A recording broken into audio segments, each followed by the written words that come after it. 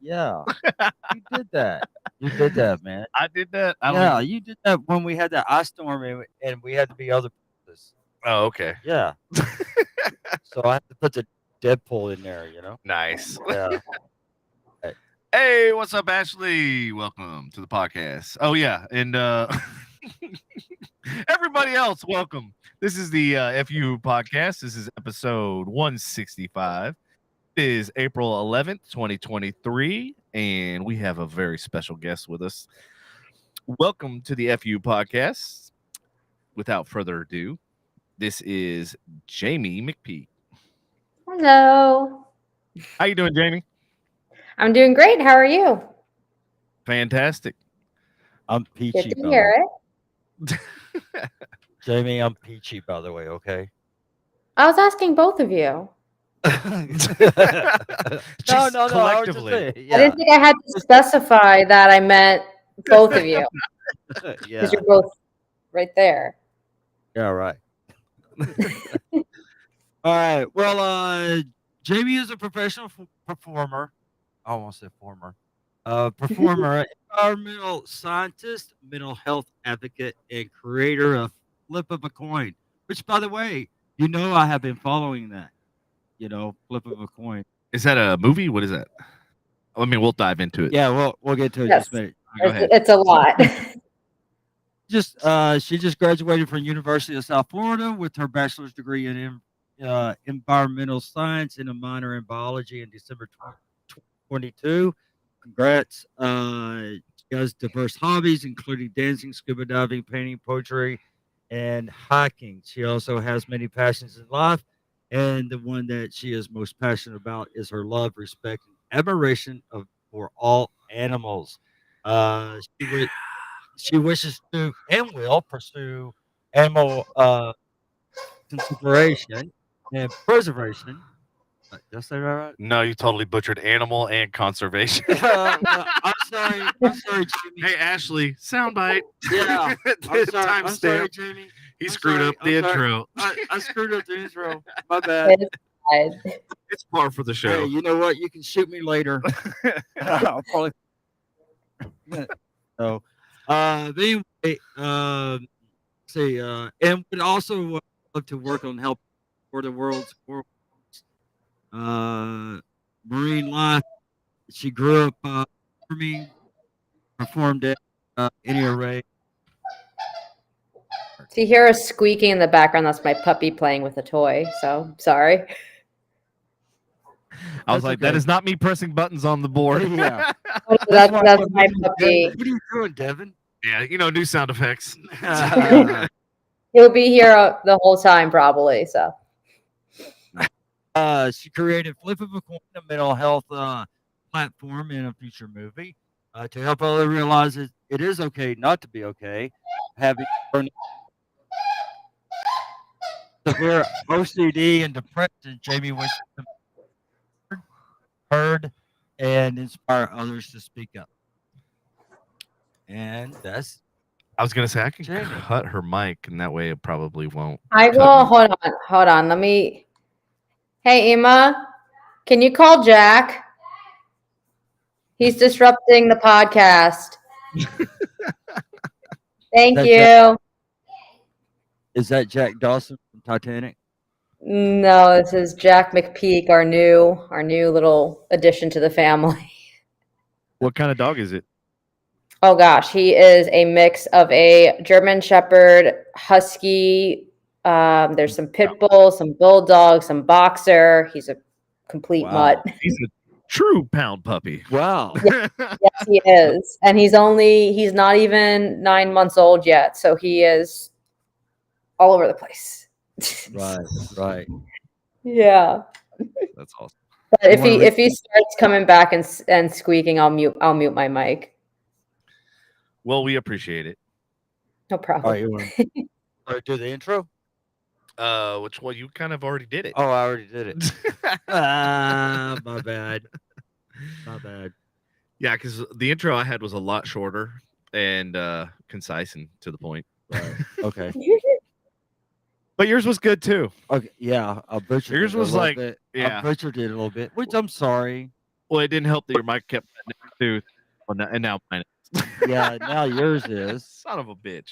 Okay, first question, Jamie. What inspired? My bad. Sorry.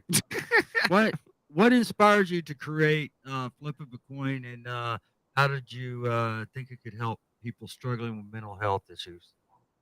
Oh gosh. Okay. Long story, but Yeah, we got 2 hours. yeah. Basically, okay. So I grew up with really severe OCD, depression, anxiety. Became anorexic at age 11. Became suicidal at age 10. Like a lot, just a lot.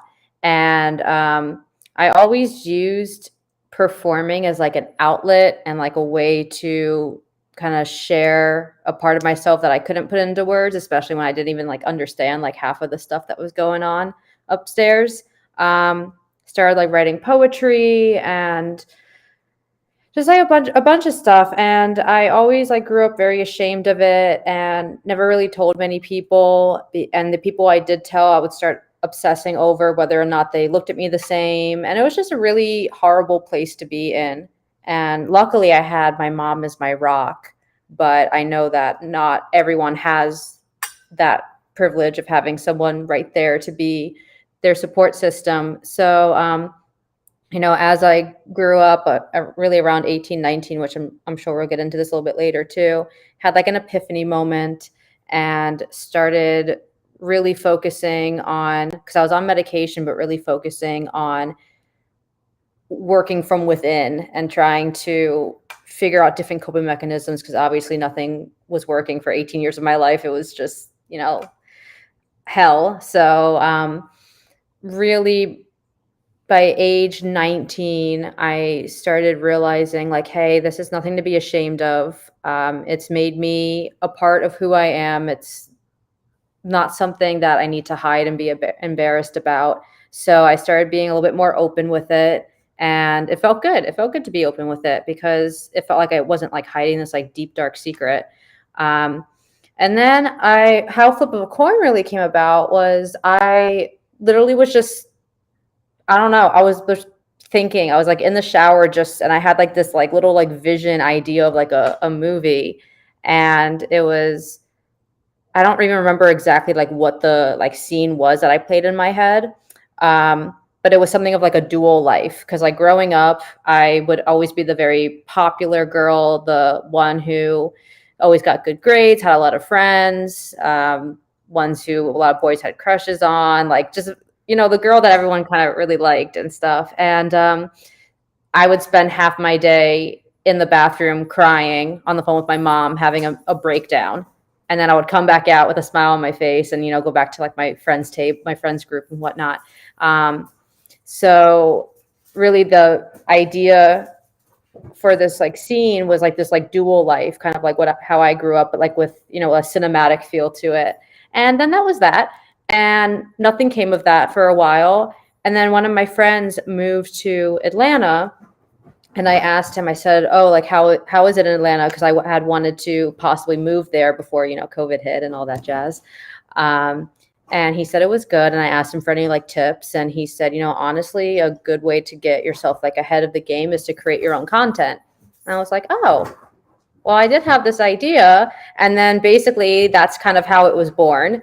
I hit up another one of my friends who's a screenplay writer. And I told her my idea for this film about a girl and like the dual reality of mental illness. And we collaborated and she wrote it up and was friggin' awesome. It was better than anything I expected. And then COVID hit. So obviously I couldn't really go anywhere with the film. So my fiance was like, well, you should focus more on what the actual message is and like making us, like a group, like a community out of it. So I opened up the Flip of a Coin support group and I started focusing on just that, on the community and of inspiring others to reach out, talk about it, have a safe space on Facebook and whatnot. And then that's kind of like the hierarchy of how things went down. And now here I am openly talking about mental health and stuff on podcasts, which is pretty cool. Well, welcome and we appreciate it. And thank you for sharing that. There was Yeah. like so many questions that I have. Yes, go for it. Okay. If you don't mind, if you want to talk about it, that's cool. If not, that's fine too. You said that at the age of 10, you had these like suicidal thoughts, and you had like obviously you didn't really have an outlet other than your performing arts and that sort of stuff, and that was like kind of your creative outlet, which I understand completely more than you will ever know. What kind of was going on that made you have those thoughts? Was there some kind of bullying? Like, what exactly was the catalyst? If you don't mind talking about it. It's not easy to answer because I didn't even know what was going on like half the time, because I had a really severe case. It was like one of the most severe cases my psychiatrist had seen. And I also am very mature. I've always been super mature for my age. So felt like my brain was much higher than my actual age, or much more mature than my actual age. But really, Which also explains why you've accomplished so much at a young age. yeah. Which is always funny because I always think I'm never doing enough. But really, I'm trying to think. It really wasn't like one thought or one trigger or whatnot that caused the suicidal thinking. It was really my mom started noticing symptoms of OCD at age 4, and then I like can start remembering really bad symptoms and breakdowns and attacks at age 6, and really. Once I started getting into school, elementary school and stuff, and being away from my mom because I depended so much on her, I had really bad separation anxiety from her because I felt like I didn't have anyone to talk to if I had an attack at school. And really, it was just, I couldn't make a decision to save my life. I had no idea why I was thinking these things. I had no idea why I was so sad all the time. I had no idea why I felt isolated. I just remember like, yeah, go ahead. Sorry. I was just gonna say, not being able to make a decision is actually making a decision. It was awful. It was awful. It was awful though. Like everything turned into, and this was literally age 6, 7, 8, 9, 10. Like I was so young, but everything turned into a do or die situation. And if I didn't do something, it was just a spiraling effect. And like every decision literally turned into a do or die. And it was such a freaking hard way to live. Huh? So it wasn't outside pressure. It was more pressure that you put on yourself. No, outside, I had an amazing life. Outside, I had a lot of friends. I had my parents are so beyond supportive. Had a home with a bunch of pets. Had really everything I could ask for. I'm an only child, so I got a lot of attention. Like outside, it was nothing outside, and that's also why it was so frustrating, because I was like wondering, like, why am I feeling like this? Like I shouldn't be feeling like this. And I was still so young, and I still remember, like, I won't ever forget this because this was like the first time like that I told my mom that I was having these thoughts. I was literally age 10, and I was sitting on my couch, and I like looked at her and I just said, have you ever sorry, my dog. I looked at her and I just said, is it bad that sometimes I think that I just want it all to end? And she like broke down. And that really started. It's so hard. And then unfortunately it only got harder because the more that my brain developed, just the more kind of like out of control these thoughts got. And it really got to the point where like I really didn't, because with my OCD, it's like it takes a thought, it obsesses over it, and it twists it over and over and over again into something that I don't even recognize. So I really genuinely wouldn't know if what I was thinking was reality, not because of like hallucinations or anything, but just because my mind would twist this thought around so much. And it just got to the point where like I literally like did not know. I would have to get clarification from her like 50 times a day, to the point where she literally said, I'm not clarifying this anymore. And then I would have to like reword and try to loophole my way and get more clarification. I mean, it was rough. It was really rough growing up because I just had no So did idea how to anybody else- handle it. Anybody else in your family have a history of something similar to that? Do you know of? My, Like maybe my mom has your mom? OCD. Hmm. Okay. Yeah, Yeah, 'cause that's I why usually that's why she could tell from such a young age. Like when I was 4, even before I realized I was exhibiting signs, she could tell. Like even just like simple things again, like making a decision. It was always such a big deal for me, even at a very young age, like 4. Mhm. And she you could constantly tell. like second guessing your decisions and stuff like that. You kind of like, not sure. Yeah, yeah, and again, it's more than just second guessing. It's like if I didn't make the right decision, then I was going to be punished and something bad was going to happen, or just just complete overwhelming debilitating crippling anxiety over this. And that, again, that was just one aspect. The decision making was just one aspect. I'm just talking about ages like 6 to 10 because my thinking was I was so young. My thinking wasn't crazy advanced yet.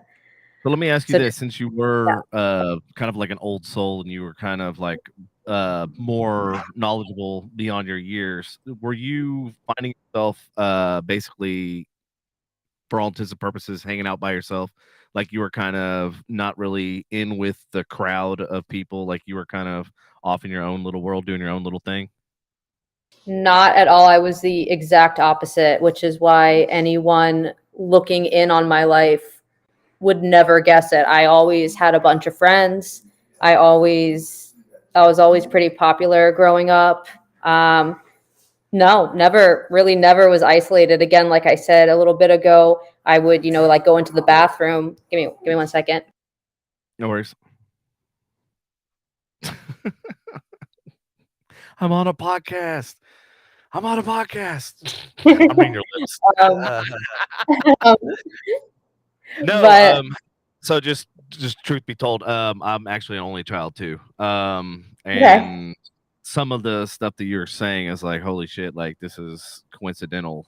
It's like I know exactly where you're coming from because but I also was always, hanging out with a bunch of people because obviously if you're an only child, then you kind of gravitate towards people and people kind of gravitate towards you.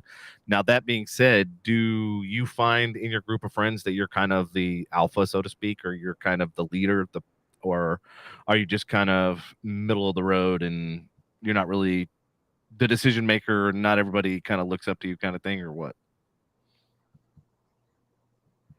Trying to like remember like all my friendships. I definitely Were you the wasn't. troublemaker of the friends? Were you the Sometimes I was. No, I definitely was more alpha. I was, but not crazy. A lot of my friend groups were genuinely like I'm thinking more like middle school and high school at this point because I don't really remember really much of my friend groups from elementary school. But like middle school and high school, it was more we were kind of all like in it together. There was no like main person. Right. But I definitely wasn't one who just like sat back and just like observed. I was definitely very I've always been very blunt and very bold and very upfront with things. And That's yeah, because she's so, an Aries. huh? That's because you're an Aries, and Yes, happy I am an Aries. My birthday's in 2 days. happy Oh, birthday, happy early birthday. happy Thank early you. birthday, by the way. Because my day is 2 days after yours, and then Yes. Anthony Cancel is tomorrow's. Anthony, happy Yeah, birthday tomorrow. yeah. Happy So, early birthday to all of you guys. I have 3 people here that has a birthday from the 12th to the 15th. I You know what love I'm saying? that.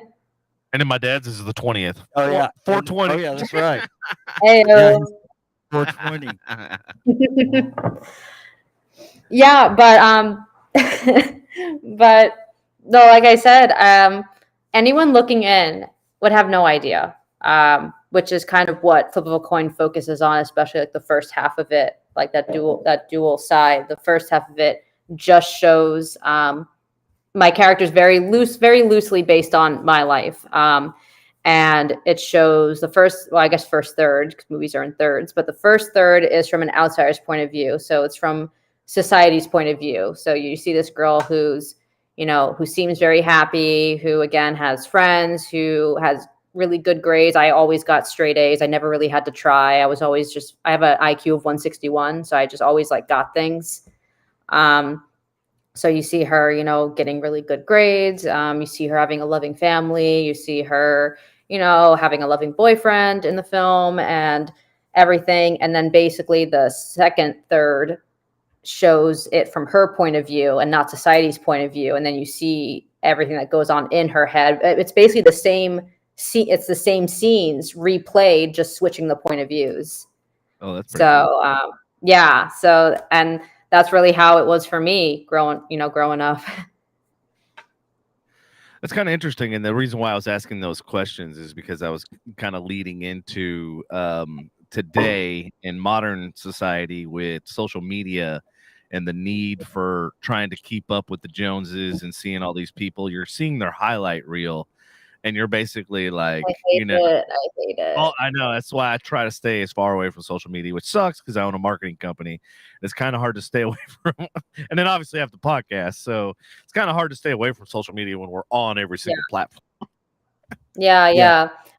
I had to. That was actually one of the reasons why I had to get out of performing full time, because it's so dependent now on social media. And it was just draining my mental state. Like I couldn't do it, especially now they have all those like crazy algorithms where like the more you like and the more words you comment and like specific words that you comment all goes into that algorithm. And I would spend like an hour and a half on my phone just on Instagram, just commenting on people I did not care about, just so that I could get boosted up. And I'm like, this sucks. Like, this is not me. Like, I hate this. Teaching you to be fake. Like, that's what's this is literally the definition of phony and fake and BS. So that was one of the big reasons why I had to get out, because I couldn't do it. I hate it. So like I don't really post on Instagram anymore. I don't even go on it, and I actually deleted Facebook off my phone. I just go on it on my computer. But I have Messenger because I keep in touch obviously with a lot of people through Messenger. But yeah, I had to get rid of it. I couldn't even imagine being a kid growing up nowadays where it's so prevalent. I'm just thinking of like what you experienced, but then like magnified by like 10-fold or even 100-fold, just because it's constantly in your face. You know what I mean? Yeah. It's like there's no escape. No, there really isn't. Even like the proof is in the pudding. I think there are several statistics about how much the depression rate has gone up between this one was done on girls, but definitely on boys too. But I think like ages 9 through 14, depression was up like 130%. Like, it's crazy what the numbers are. One, it's funny because they're kind of going after TikTok, and the only reason really why they're going after TikTok is because it's all about money. That's the only reason why the government does anything, because they have something to gain from it. And it's like, okay, well, if you're going to make these strict rules for, TikTok, then you got to do it across the board. You got to do it for Facebook. You got to do it for Meta. You got to do it for Instagram, the whole 9 yards. You can't just go after isolate one company. You got to, go across the board. Yeah. But in your situation, I mean, kids have it hard enough as it is, like in your situation, and then you add, that to it. It's just like, oh my God. It's like throwing gasoline on a fire. And when I was a kid, I thought I had it hard. No, I don't think so. Man, I feel pretty I had it, man. I had it, Jamie, I had it made back in the 70s and 80s, let me tell you. Yeah, because you had that shit brown Catalina. I had my shit brown 1973 shit brown Catalina. That's what I had. He was rolling in the deep. Hell yeah. And that had a big back seat. So not like these modern cars. I had to throw my Catalina in there. Sorry. All right, go ahead. You're good. Ongoing podcast. Yeah, it's like, how many times can we mention this shit, bro? Yeah, it's been 2 years. I've been trying. It's cutting out. I've been talking about that damn car for 2 years on the podcast. That Catalina. Oh my God! Somebody in the audience is gonna buy him one, so we'll stop talking about the fucking Catalina. Oh, I would love to have one now. With gas prices, fuck that. with a 350 engine, hell, you know, I mean that Pass everything but a gas station. I had to fucking fill it up every 5 miles, but you know, it's okay, you know. But yeah, I did that Catalina. All right, twirl it. Let's get back to the subject. at hand. Sorry, gotta get back to Jaimi. All So right. Patrick shared his story about his Catalina. Can you share a personal story? I know you kind of painted it with a broad brush of things you went to, but did you have a specific story where you struggle with mental health and like how you kind of came over it or overcame it? I'm still learning that today. So always a work in progress with it. But Right. My epiphany moment that I was talking about a little earlier, really, it's a deep story. But yeah, I actually had just turned 18. It was a month after my 18th birthday. I was just at such a low. I mean, I had been on over 50 different medications. None of them had worked, or maybe some of them even made me worse. You know, the side effects are terrible on some of those as well. I had tried, what was it called? Oh my gosh, neurofeedback, which is where like I had like, you know, electrodes like on my head, and Like I would, ECG? yeah. And it would actually like on the screen, I don't even know how this worked, but it would like almost have like a picture of like my thoughts kind of. It was very interesting. And I would have to like click and like it was some kind of psychological thing called neurofeedback, and that had some pretty good results with depression, and kind of unknown with OCD, but we gave it a try. That did nothing for me. Tried therapy, that did nothing for me. We tried so many things, guys, like so many things. And I was kind of at this point at age 18 where it's just like, I cannot friggin' take it anymore. So about a month after my 18th birthday, I did try to take my own life, and obviously didn't work. I'm very thankful it didn't work. But I got to see firsthand, you know, like what it did to my family. Not really many friends knew about it, but the couple close ones that did, I got to see, you know, what it did to them. And it really just solidified that saying that suicide doesn't take the pain away, it just passes it on to someone else. It really solidified that for me. And I was like, well, this is not the answer. This is definitely not even close to the answer. So, you know, after that whole thing, I realized, I was like, all right, I'm stuck with you.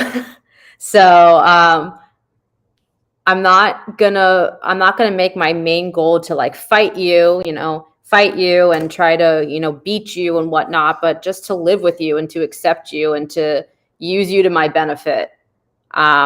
And it really came from that mindset, because I always grew up absolutely despising that part of my brain. I grew up hating it, wishing it, you know, wishing so badly that I was never born, or if I was born, I would, you know, take that away in a heartbeat. I grew up with such, you know, hatred towards this part of my brain.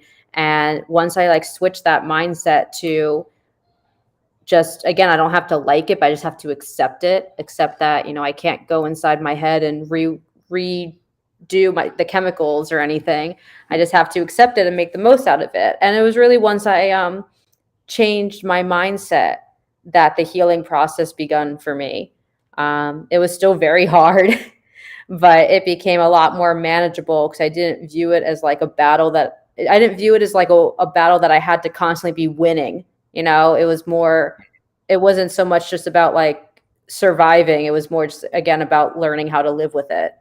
And yeah, and for a while it felt like not much had changed because I was still, you know, went through periods of huge depressions. And when I first met my fiance, I mean, he told me he was just straight up with me. He's like, you were a disaster when I met you. I mean, he loved me, but you know, I was having like 2, 3, 4 breakdowns a day even, and that was age 19 that I met him. So I was still, you know, really suffering. And it really wasn't until I think like age like 20 or so that I started getting better with handling the breakdowns and whatnot. And then it really wasn't until not 21, was it? Yeah, 2021, where I like started actually like feeling happy more than sad. And there would be like moments, like when I say moments, I mean like maybe like an hour or two where I wouldn't have like crazy thoughts, like crazy obsessional thoughts. And I swear my brain did not know what to do with itself. Like it was so like not used to not obsessing over something or not feeling anxious or not depressed or whatnot. So for a really long time, I want to say like really 2021 through just a couple months ago, I was in this like battle between like being happy, but feeling like I'm not allowed to be happy, that I have to be obsessing over something, or that I have to be anxious over something, or I have to be freaking out about something. So it really was like this like push pull for so long, of trying to learn how to genuinely like be happy. And really it's not until like the past like couple months, like I'm talking like January through now, that I'm the best I've ever been. That of course I still have crazy thoughts and whatnot, but I can definitely say I'm a happy person. I would define myself as a happy person. And I've gotten to that point where, if I were to go back and have the choice, like, could I get rid of my OCD? I wouldn't get rid of it, because I know it's part of, it's helped me be so driven and motivated and self-disciplined and everything. So yeah, but I mean, I'm still learning. I'm still learning all the time how to deal with things. And yeah, it's definitely not I don't think there's ever really a quote unquote end goal, because again, it's never going to go away, but it just gets easier, and I'm learning how to live in the moment more. And like I said, just learning how to be happy more. So it's really interesting. It's really cool to like look back on my childhood. I guess it's sad to look back, but it's interesting too. And just like realize just how far I've come, because sometimes it doesn't feel like I've come very far when I have, bad moments. But then I look back and I'm like, no, like I'm a badass. Yeah, introspective and looking back at things, you're like, damn, I can't believe like what I thought was so extreme and so difficult then, and you're like, now look at where you're at, and like look at what you've overcome, and it's just like, wow, like you thought it was a mountain, turns out it was just a molehill. yeah, seriously, it's really cool though. It's really cool. But with the anxiety, it's like what he just said. It feels like a freaking mountain, but it's just something really, really tiny. You know what I'm saying? Because that I have severe anxiety. Because after what I went through in 2017, and so I mean, you think the worst, you think it, you keep thinking it, and all of a sudden, bam, it's not the worst. Everything turned out okay, and you just hurt for almost like no reason. You know what I'm saying? Well, it's like what I was saying. It's like if you look like she did, you look back and then you see that you accomplished all those things, like that should give you strength going forward. Being Well, like, yeah, hey, I've overcome this yeah, like 5 times before, 6 times, 12 times, 20 times. You know what I mean? right. Like it Right. didn't take me out the first 20 times. It ain't gonna take me out. Yeah, right. I'm stronger. I'm better. You know what I mean? I'm like, I've overcome this. Right. You can do it again. Well, the thing is, I mean, I don't know if you know, but in 2017, I had a heart attack, a stress related heart attack, and it was like 2 months, actually 2 months before my 50th birthday, right? Okay, and so it's just ever since then I've had the the chronic, you know, the chronic anxiety and everything. So, but that's a totally different story from everything else. So, But no, I mean it's all interrelated. I mean it's yeah, all like she had yeah, different trigger points and things that right, right. like with me and having the OCD and finding out at a young age, like I use it to my advantage at a young age, and I'm actually paid very well now because I have the OCD. But it also complicates me because now I can't watch a movie without picking it apart. I can't look at an ad or any type of newspaper Well, that's me article or too. anything like that without Yeah, picking it apart, or like a cover or magazine, and it's the OCD in me. But for my job and what I do, that OCD, that's Hmm. people. It's hard to find that, that Right. people that are that meticulous and that attention. Yeah.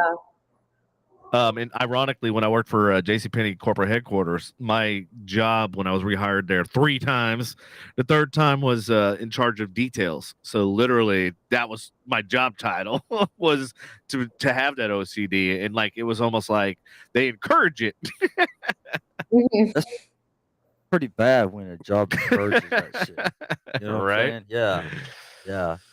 But So, I mean, you look at my career span and everything, and like that was my outlet, like that being that creative and that attention to detail and stuff like that, that helped propel and excel in certain cases where other people that don't have that outlet, or can't figure out how to turn that brain and make it work for you instead of Mhm. against you. And Yeah. that's now, and this was going to be one of the questions I was going to ask you is like whenever you were sleeping at night, like you can't turn your brain off, like it's oh God. still going a mile a minute, still trying to process everything, still trying to like figure out all the stuff you got to do tomorrow, next week, a month, 6 months from now. And then like I know with me, it's like I'm trying to prioritize everything and trying to figure out, okay, what needs to be done first. And if I do this, then I have to do that. And then this causes this, and this opens up this Pandora's box, and and it's just like I can't fucking turn my brain off at night. So that was gonna Yeah. be the next question is obviously you did pharmaceuticals and that obviously didn't work. Did you try any herbal or anything that may or may not be legal to I tried on, some. you're- tell us if it's legal You're or in not legal, Florida. but Come on, you're in Florida. I tried so much. I tried a lot of those holistic approaches. I can't think of the name of what is it ginkgo. called? Has a has like a weird name. It's like something wart, like. Oh, St. John's wort. Yeah, that's it. Mm-hmm. I mean, it's Yeah. like 6 different GNCs, so I knew supplements. Oh, okay, yeah. I tried that. I tried another kind of holistic one. I did try CBD oil. That actually was horrendous for me.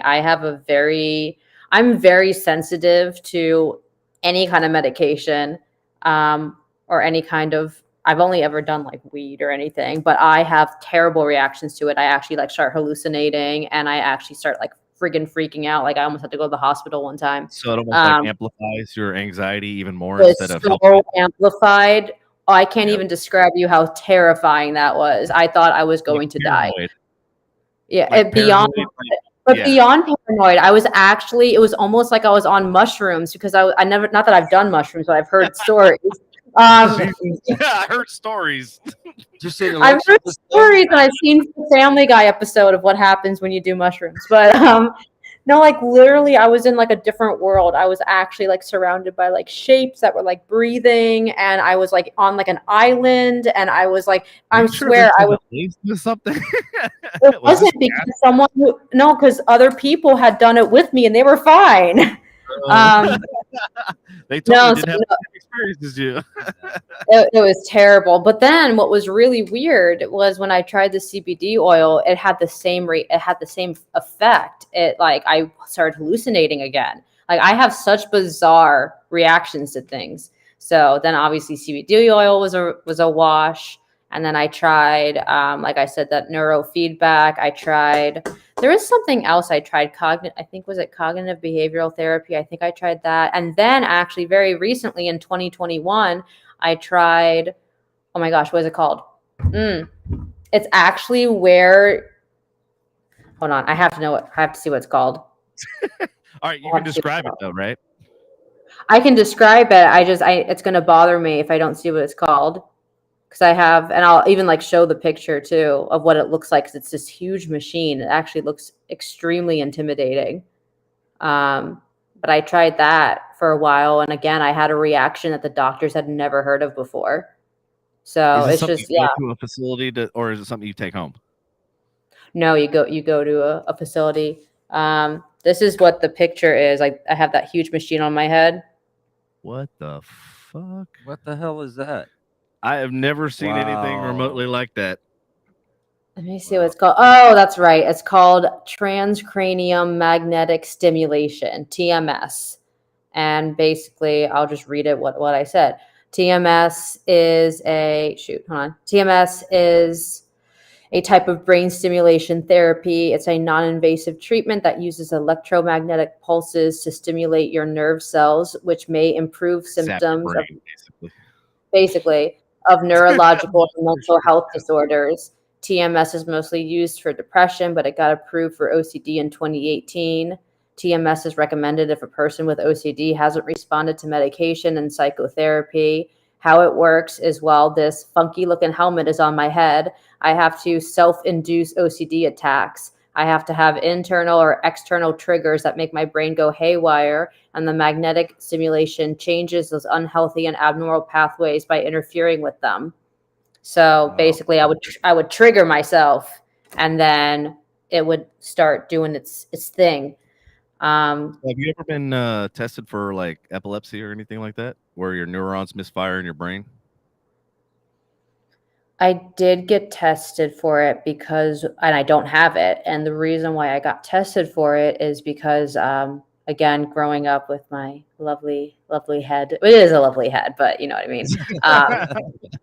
It is a lot. I do love my head. I do. But, the reason why I ask is you were talking about the EKG, and typically you do that with the button. They try to trigger like basically epilepsy and stuff like that. No. But actually, though, and this is like a whole nother topic, but I did have this thing called pseudo seizures, and that was the way that my anxiety presented itself a lot. And it used to be really bad, where anyone looking in on me would think I was having a grand mal seizure, but really it was just anxiety induced. So I did get tested. I did get tested for epilepsy, and I don't have anything like that. It's all anxiety. Curiosity. Induced. With all of these medications that they prescribed, did they ever try Depakote? Mm-hmm. They did? Okay. Yep. I'm on medication now. I found a medication that really works for me. So I do take that. I'm on an SSRI, and I do take a benzo, which is Klonopin, and then that's good. And the rest of it's the inner work for me, because really medication only does, a third of it for you. So I think that's a big misconception. I think that's a big misconception. People think like the second you get on medication, you're going to be cured, but it helps kind of pave the path so that you can do the work. And I think that's a huge misconception. I worked in the pharmaceutical field for a few years, and then that's why I got completely out of it and went to the opposite side of the spectrum and went to GNC and started managing 6 different GNCs. Was because it was such the pharmaceutical industry, like literally everybody had a price on their head, and like they literally pointed to different people and were like, yeah, that's 300,000, that's 200,000 over there, and I'm like going, God, that like they didn't care about the person getting better. All they cared about is how much money they were going to make them. Well, that's awful. And like each person had a dollar amount, and I was like, I got to get out of this fucking field. And like I was in college too. Like I was literally in college and working this, and I beat out people that had PhDs and masters. Yeah, I was a director of marketing for 2, not just one pharmaceutical company, but 2. And one of them is really huge now. Texas Health. And the other one, the other one I haven't heard much about, so I don't know if they're still around. That's probably the the one that was corrupt as shit. But yeah, I worked for 2 different companies, and it was just like, dude, I got to get out of this. Like I felt like I was selling my soul to the devil. You pretty much did. Wow. No, I know it's a really shitty field. It really is. Yeah, and it sucks because, like you said, it's like, it doesn't work for everybody, and then for the few people that it does work, it doesn't do like you said 100% of the work. You still gotta do your part. Yeah, 100%. Well, since you mentioned misconceptions, what are some other common misconceptions about mental health that you've encountered, and how do you address them through your work? That OCD is not just about being clean and washing your hands is Uh-huh. the most annoying one of them all. Oh my gosh. All Oh right, my well, gosh. enlighten the audience so that Yeah. they don't just think you Yeah, you go walk ahead. around with Go ahead. soap and and scrub brush 24/7.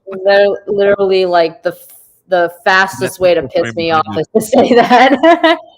Oh my gosh. No, like Look, she's gonna I look. get The frame behind you is crooked. or that. Yeah, no. My OCD is never, yeah, it's never been like that. I mean, everyone's OCD is different. Mine was always very obsessional thinking. It wasn't so much compulsion. So I never really got crazy with any of the washing of the hands. I was never really a germaphobe. Um, Never really worried if things were like out of order or turned different like that. To me, that wasn't my experience with OCD. That is some people's experience with OCD, and it can be just as debilitating as my experience with OCD. Mine was very, very much based on, again, like obsessional thinking and my mind twisting that obsessional thinking into me just not even knowing what was real, really. So mine was very obsessional. However, what made mine so severe as well was that a lot of people with OCD, they have kind of like a targeted field that they obsess over. Like certain things trigger them, whereas mine was all over the map. I literally could get triggered by literally anything and start obsessing about that. So that's also what made my OCD so hard to treat, was because I didn't really have like a specific field of triggers. Like everything was a trigger. So With that being said, like, how has your journey with the mental health shaped your perspective on life? Obviously, like, you've grown and you've been able to manage it and handle it. Has it changed anything? And do you have any advice for any other people that are going through something similar? you're gonna have to split that question up, because if I have the advice, I have a whole thing on that. So We'll what was the set that first? How? aside. We'll table that for a Yeah. second. So So how is it how has your perspective? journey with the mental health shaped your perspective on life? That, oh gosh,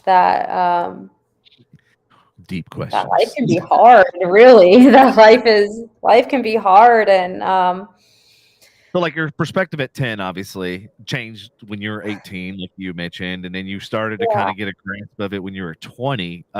Like, how was your viewpoint at 20 and older, change versus when you were younger? And like we kind of mentioned about like the mountains and the molehills and that sort of thing. Yeah. How has your, perspective on life and everything changed from like when you were 10 going through that to when you were 18 going through that to, your latter years in your life?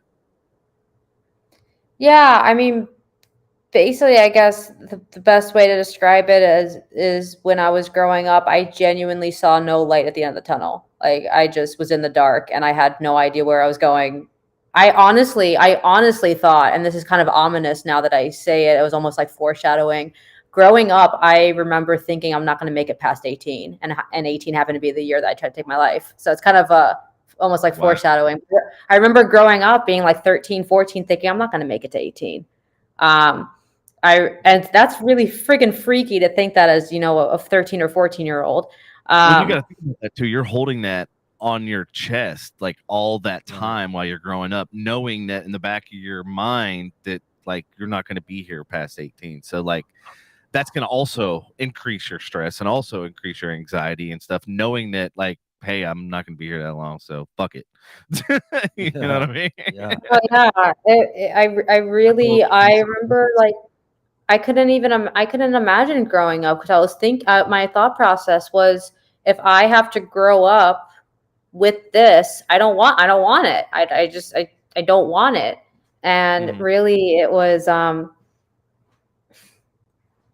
even at 18, I can't say I saw a light at the end of the tunnel, because again, that was obviously the year that I tried to take my life. But even after I had taken my life and again had, was starting to learn about that that's not the answer, then I felt even further down, because it was like, well, what do I do? Like, how do I do this? And there was quite a bit of time before that, again, before that acceptance kind of kicked in, where it's just like, I'm literally out of options now, so I feel that's a great example and a great point that you brought up. It actually leads into that second question, which was the advice aspect that you would give to Mhm. others struggling, kind of as you had struggled. Mhm. You said this was Oh, you gosh. had many answers.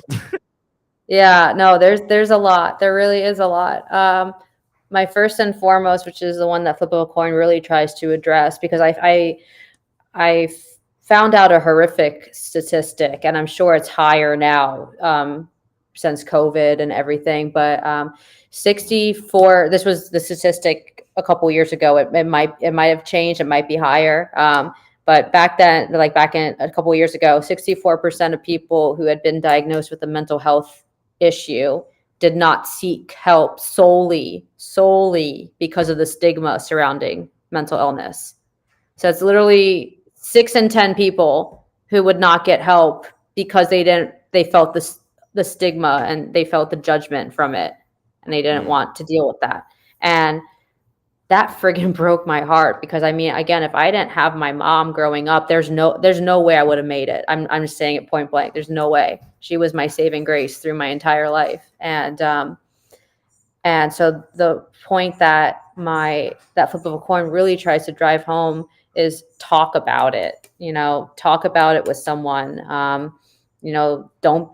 I know it's easier said than done, but don't be ashamed of it, because it's the same thing as a physical disability. It's the same thing, just you can't see it, but it can be even more debilitating than a physical disability. Well, yeah, it's even worse because other people can't see it, so they don't Exactly, understand, yeah. and they can't, experience what you're experiencing, and they can't Yeah. physically see anything wrong with you. So they're just like, "Cheer up, Buttercup," Yeah, exactly. And there's always, Here, that really, have a shot. yeah, is that really, what's it called? Like cliche saying that you wouldn't tell someone with a broken leg to just get up and walk, And so I number one advice always, always, always is to talk about it and not let it bottle up inside of you. I couldn't agree more. Second piece of advice would be, find healthy outlets. And I say healthy outlets because I don't think that, going into drugs, alcohol, whatever people do for that false happiness is a cure in any way. It's just a Band-Aid, So, find healthy outlets. And another thing that really helped me was doing like yoga and meditation, because I got to I know it sounds scary, but I got to be alone with my thoughts and really do a lot of self introspective work. And I want to say that at first it was very daunting and intimidating to do that, but now it's really special. And I think that's something I really would recommend to people too, is to get in touch with themselves, but their true selves, not that other part that, is spewing all these lies. And it's going to take a lot of work. I'm not saying it's not. And I mean, again, and also just to realize that there is no right or wrong coping mechanism. For me, what works for me might not work for you, and what works for you might not work for me. There is no right or wrong. It's, what works for you and what you find makes you happy. And it's not about what anyone else thinks. It's what makes you happy. And, you're already dealing with so much inside your mind. Don't add the opinions of others on top of that, really. So, get help, do what makes you happy, find a healthy coping mechanism, and yeah. Great advice. Very great. Especially the first two. Yeah, great advice. So, ironically, the first two things that you mentioned, one was, communicating, and then the second one is the outlet, and, to, have your voice heard, and this, that, and the other. And that's those two reasons are literally the reasons why I started this podcast, and why I had the idea. I love it. And I talked to Patrick, because actually, ironically, at the time he was in Florida, And I ran the idea for like by him. I was like, hey, A, you want to be a roommate, and B, you want to build a studio.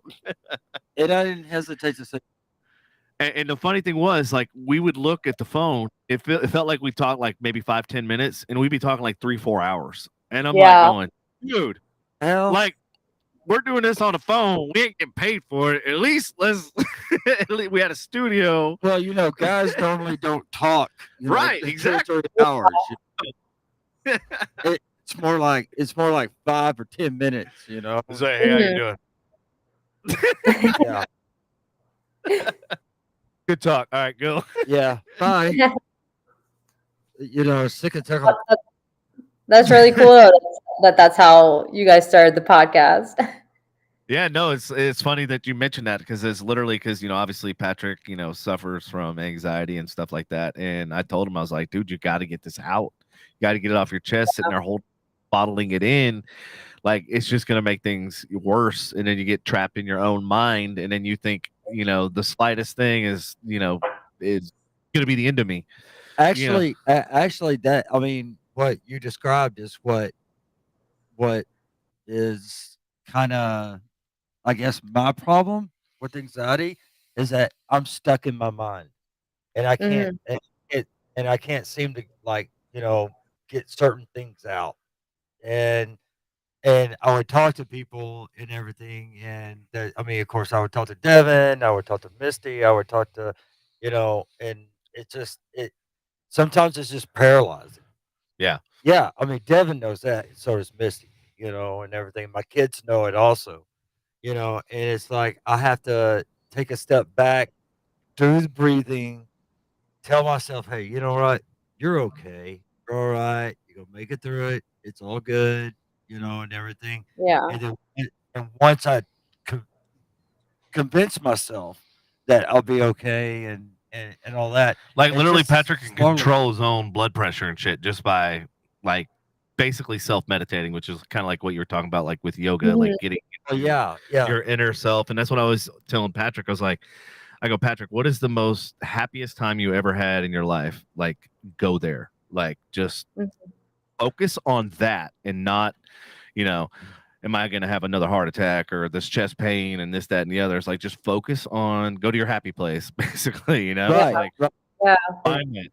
Go there. And I do try to go.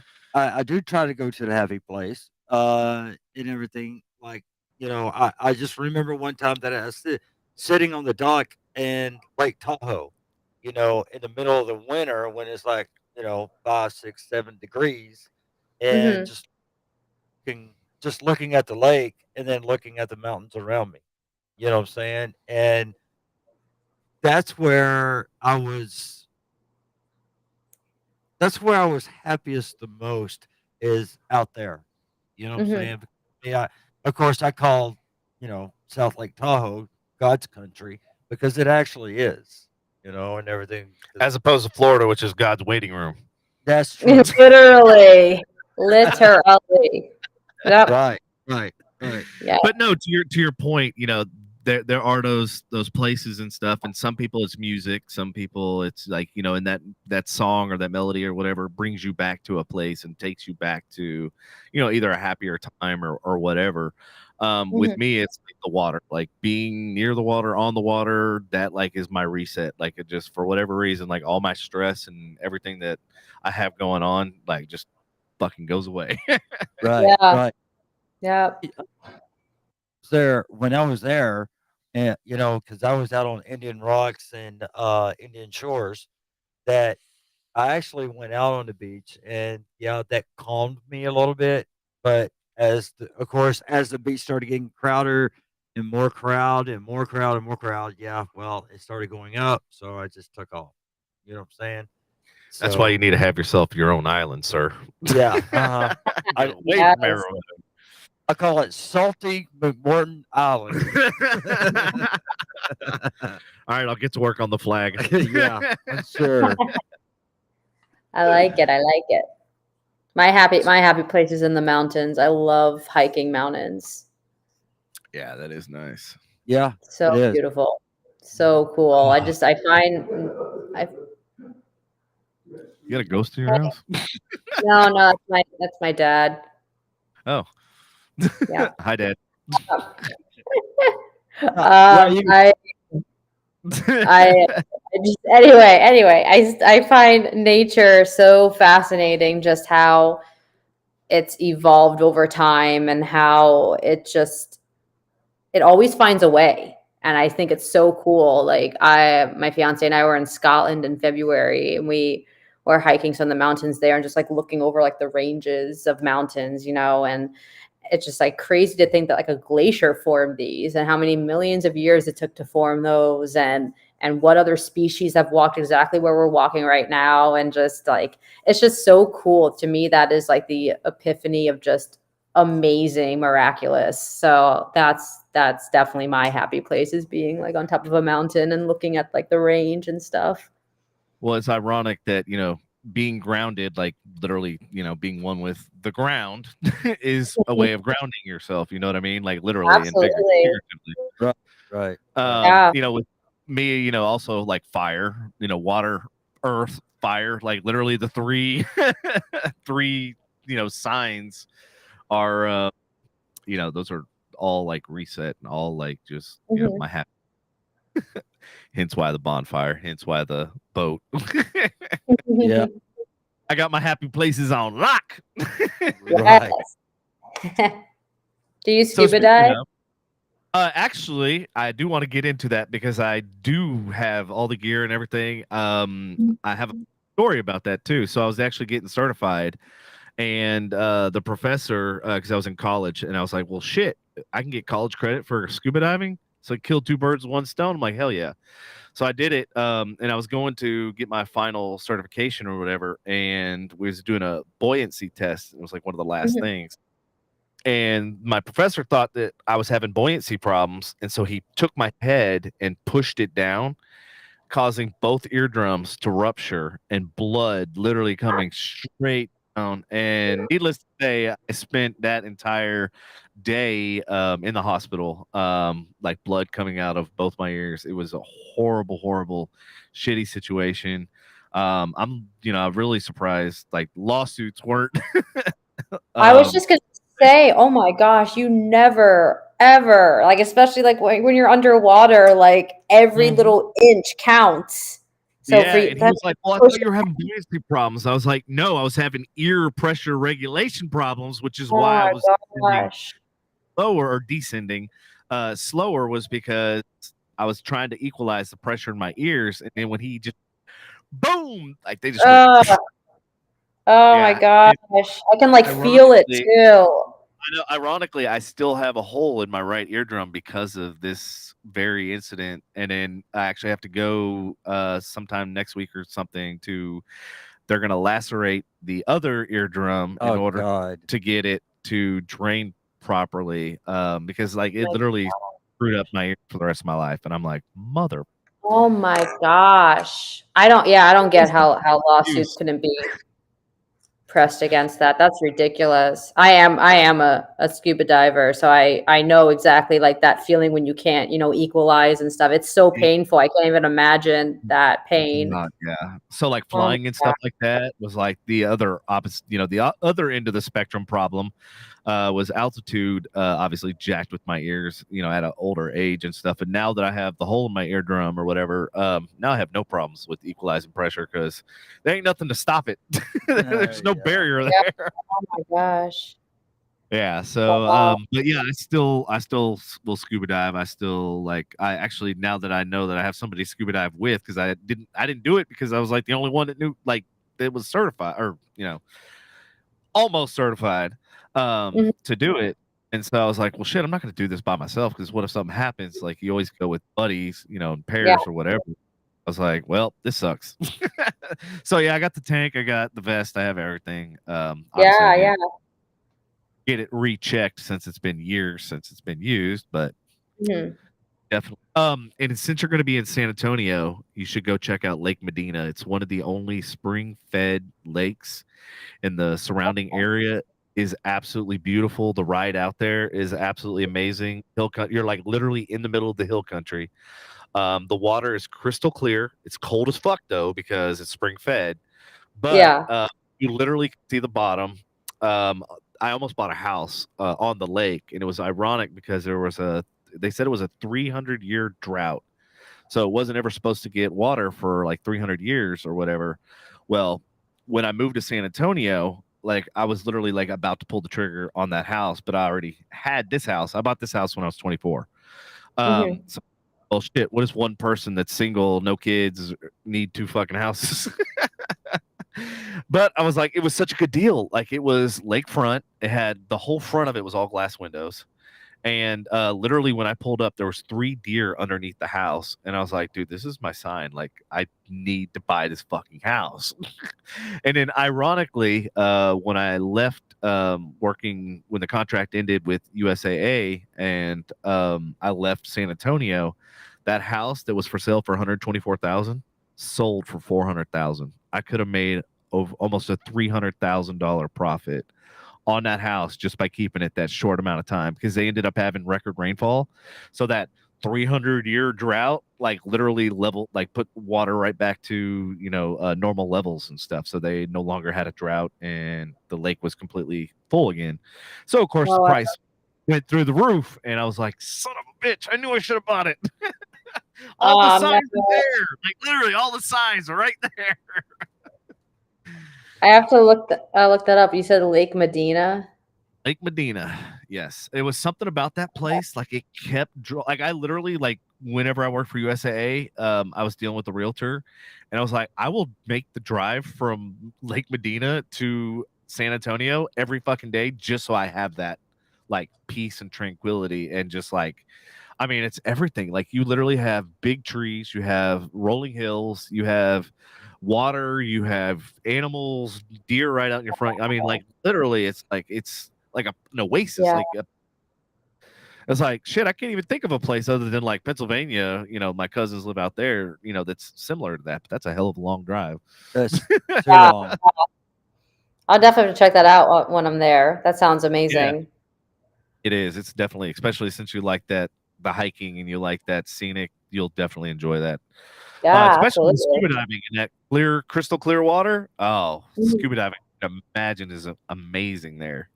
Yes. You can actually. Okay. Ooh, okay. So the All scuba right. diving around here, you got to go to Possum Kingdom. PK Lake is one of the only clear-ish lakes because the bottom is limestone. So it doesn't have the sediment, whereas Ray Roberts and Lake Louisville and what's the other one? Hubbard. Grapevine. All the ones around here are basically sandstone, and it's just dirt, sand, and all dirt. Silt. So yeah, when you're scuba diving there, just moving your fins, you're gonna just stir up everything. Yeah. So it's really scuba diving that type of zero visibility. But I really want to take like a metal detector and just go diving. Yeah, right. All sorts of shit. So that sounds really cool. How has your experience with mental health influenced your work with as an environmental scientist and a performer? So as a performer, it's definitely, like I said, definitely helped with being very self-driven, very self-motivated. I mean, that's with environmental science too, but I guess, with performing, I definitely accomplished a lot at a really young age. Like by the time I was, I'm 23 now, but by the time, I guess now, yeah, but now I've literally been on 2 Amazon Prime TV shows. I've been in like 7 magazines. I've been in 2 Amazon Prime movies. I've been. Was this for the performer, or is this for, what was this for? No, performing. Yeah, Okay. Yeah, I performed You have in such a diverse background. It could be anything. Right. Yeah, no, that was film acting. The 6 or 7 magazines I've been in was modeling. And then as far as like dancing, I've been performed at a bunch of theme parks and got contracted for a theme park in Minnesota and did a contract there. And yeah, I mean, it definitely, because of I never thought I was doing enough. I had to like literally do it all. So, and it was very toxic. I'm not praising this, but I literally would not stop. Just would not stop. And it's because of that, though, that I was so successful. I just definitely should have. For anyone listening, that's not a good thing. You have to stop, and you have to like find the balance. It's all about balance. But it definitely did push me. It definitely did push me, and that's how I did accomplish as much as I have. As far as environmental science, really. Really what happened with performing, I still do perform. It's just not like I was like, before. I would do, I would do anywhere from like 1 to 6 auditions a day. I was contracted with either a theme park or, a film or a show. Just, I was always on I was on a contract and whatnot. And, was doing photo shoots left and right, was very active on social media, yada, yada. And really, I just couldn't take it because it was so everything had to be perfect and nothing was ever enough, and there wasn't really like an end goal in sight. Because the one frustrating thing with performing, whether it's film or dance, is that you can book a movie, or you could book a role in a show, or you could book a theme park contract, and you have that work for like, let's say, a month, 2 months, maybe 6 months. But then after that, you're not ever guaranteed work again, because you have to re-audition, reapply, yada, yada. I was at, Busch Gardens. I performed at Busch Gardens for 3 years, and I still had to audition for every single show. And there was a lot of shows that I didn't get in the second time around. I'd be like, well, why not? Have I regressed? Am I not as good as I was? And that was hard. Self-imploding. Yeah. And it was, especially, with it's hard enough for anyone, but especially with someone like me with such severe OCD, like I need some kind of structure, some kind of stability, or else I do spiral. And even now to this day, if I have days where I don't have anything planned, I hate it. I hate it. I have to plan things. And obviously that is so not the case with performing. Because again, you could be contracted for 6 months and then not get any work for like 3, 4, 5 months, maybe another 6 months, maybe a year. Like you don't know. And that was really hard, really hard. And then this, like I said before, the social media aspect of it was really hard for me. The constant feeling like I'm not doing enough, because again, there was no end goal. So it was just go, go, go, go, go all the time. That was really hard. I would push myself beyond my limits. I would get burnt out. I would be burnt out way more than I wasn't burnt out. And then that burnout would lead to really bad depression. Just the pressure of it all was very toxic. The actual industry itself was very toxic. And then it just got more toxic after COVID. And also, oh gosh, I lost my train of thought. But yeah, it just got super, super toxic, and I was so unhappy. The benefits were not outweighing the pros were not outweighing the cons at this point.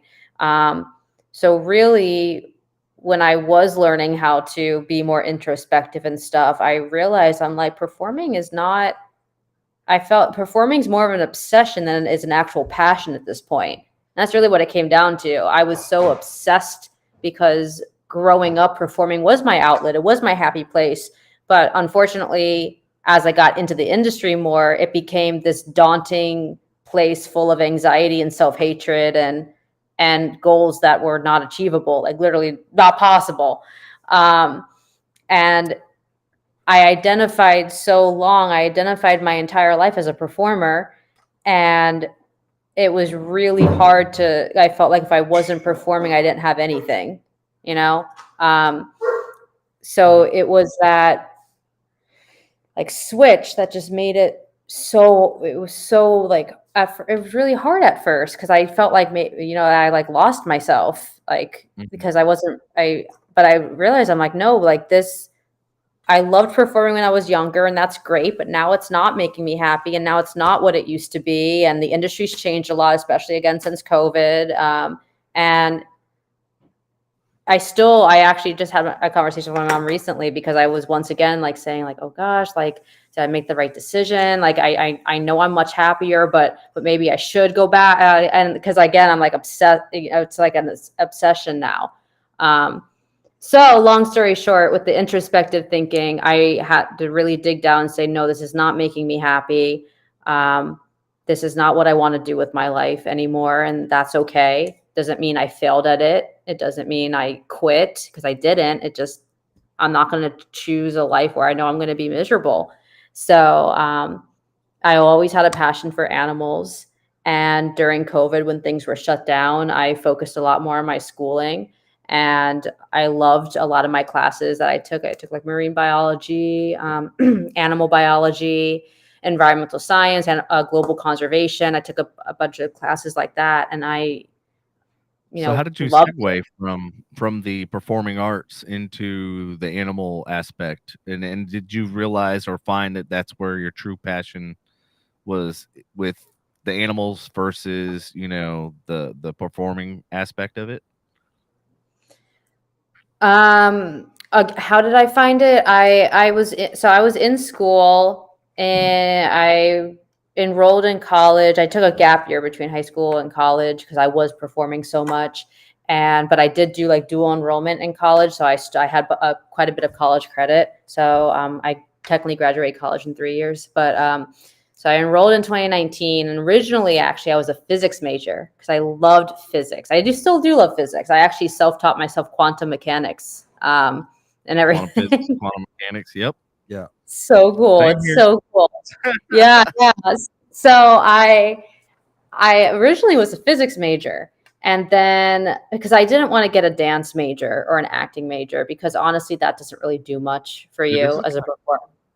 Sorry to interrupt. I was like, this is kind of creepy because I also was dual enrolled and I also graduated early. And I also quantum physics, quantum mechanics. And I've been for the last 5 years in AI.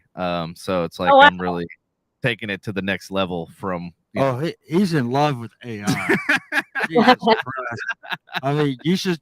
No, I'm not getting into that part till after the show. I'll tell you what he's doing after the show. Yeah. Oh wow, that's cool though. That's cool. Yeah, a lot of similarities. Yeah, it's kind of weird. It's kind of creepy. I was like, dude, is this like my long lost sister or something? Sister from another mister, both only children, or both. I was like, hey, this is fucking creepy. That's good. That's really cool, though. It's really cool. Yeah, not a lot of people are into quantum mechanics, so that's very interesting. So when I was a little kid, I take everything apart and try to figure out how it worked. And then once I understood how it worked, I tried to put it together. And more times than not, I had missing extra pieces and shit wouldn't work. I literally took guns apart at the age of 10. Oh my gosh. Yeah, wow. like literally. And there was no YouTube back then. There was no there was figure this shit out. Yeah. Wow. I was always very fascinated. I never was content with knowing how things work. Like, okay, 2 + 2 = 4, but why does 2 + 2 = 4? I was always that kind of person who had to be. Why does this thing work the way it does? Like I took apart a speak and spell so I could try to figure out how it worked. like I was gonna open it up and like the answers were gonna be inside. Oh my god, Devin! Oh yeah, dude. I was like at a young, and my mom was telling me tonight. Actually, she was telling me all the stuff that I did, and I was like, Mom, you need to really write all this shit down because like I don't remember half of this stuff. She was like, yeah, you did stuff at a young age that like blew my fucking mind, and I'm like going, how did you not write this shit down?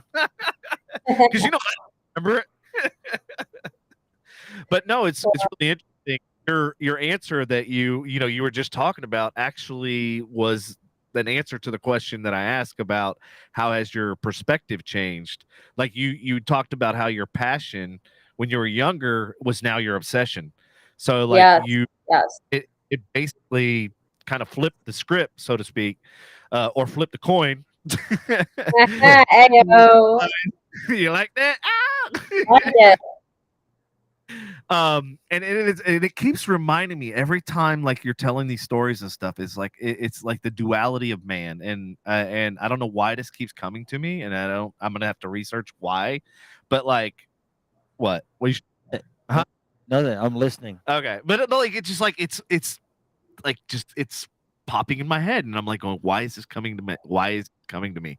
What is this about this that?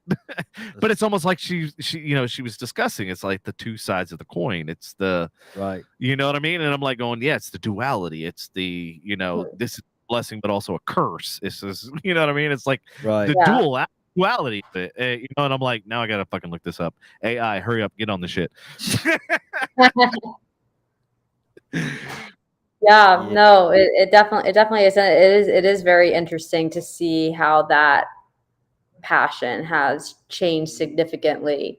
And I remember, like, even had this conversation with my mom very recently that wait 1 second. Go ahead. That I felt like I had to be performing, that I worked my whole life to perform. Why am I not performing? And I was like talking to my mom, and I was just saying, like, looking back on the days where I did have like 6 auditions a day, where I did have to always get approval by everyone, because with like agents and whatnot, you always need that approval from other people.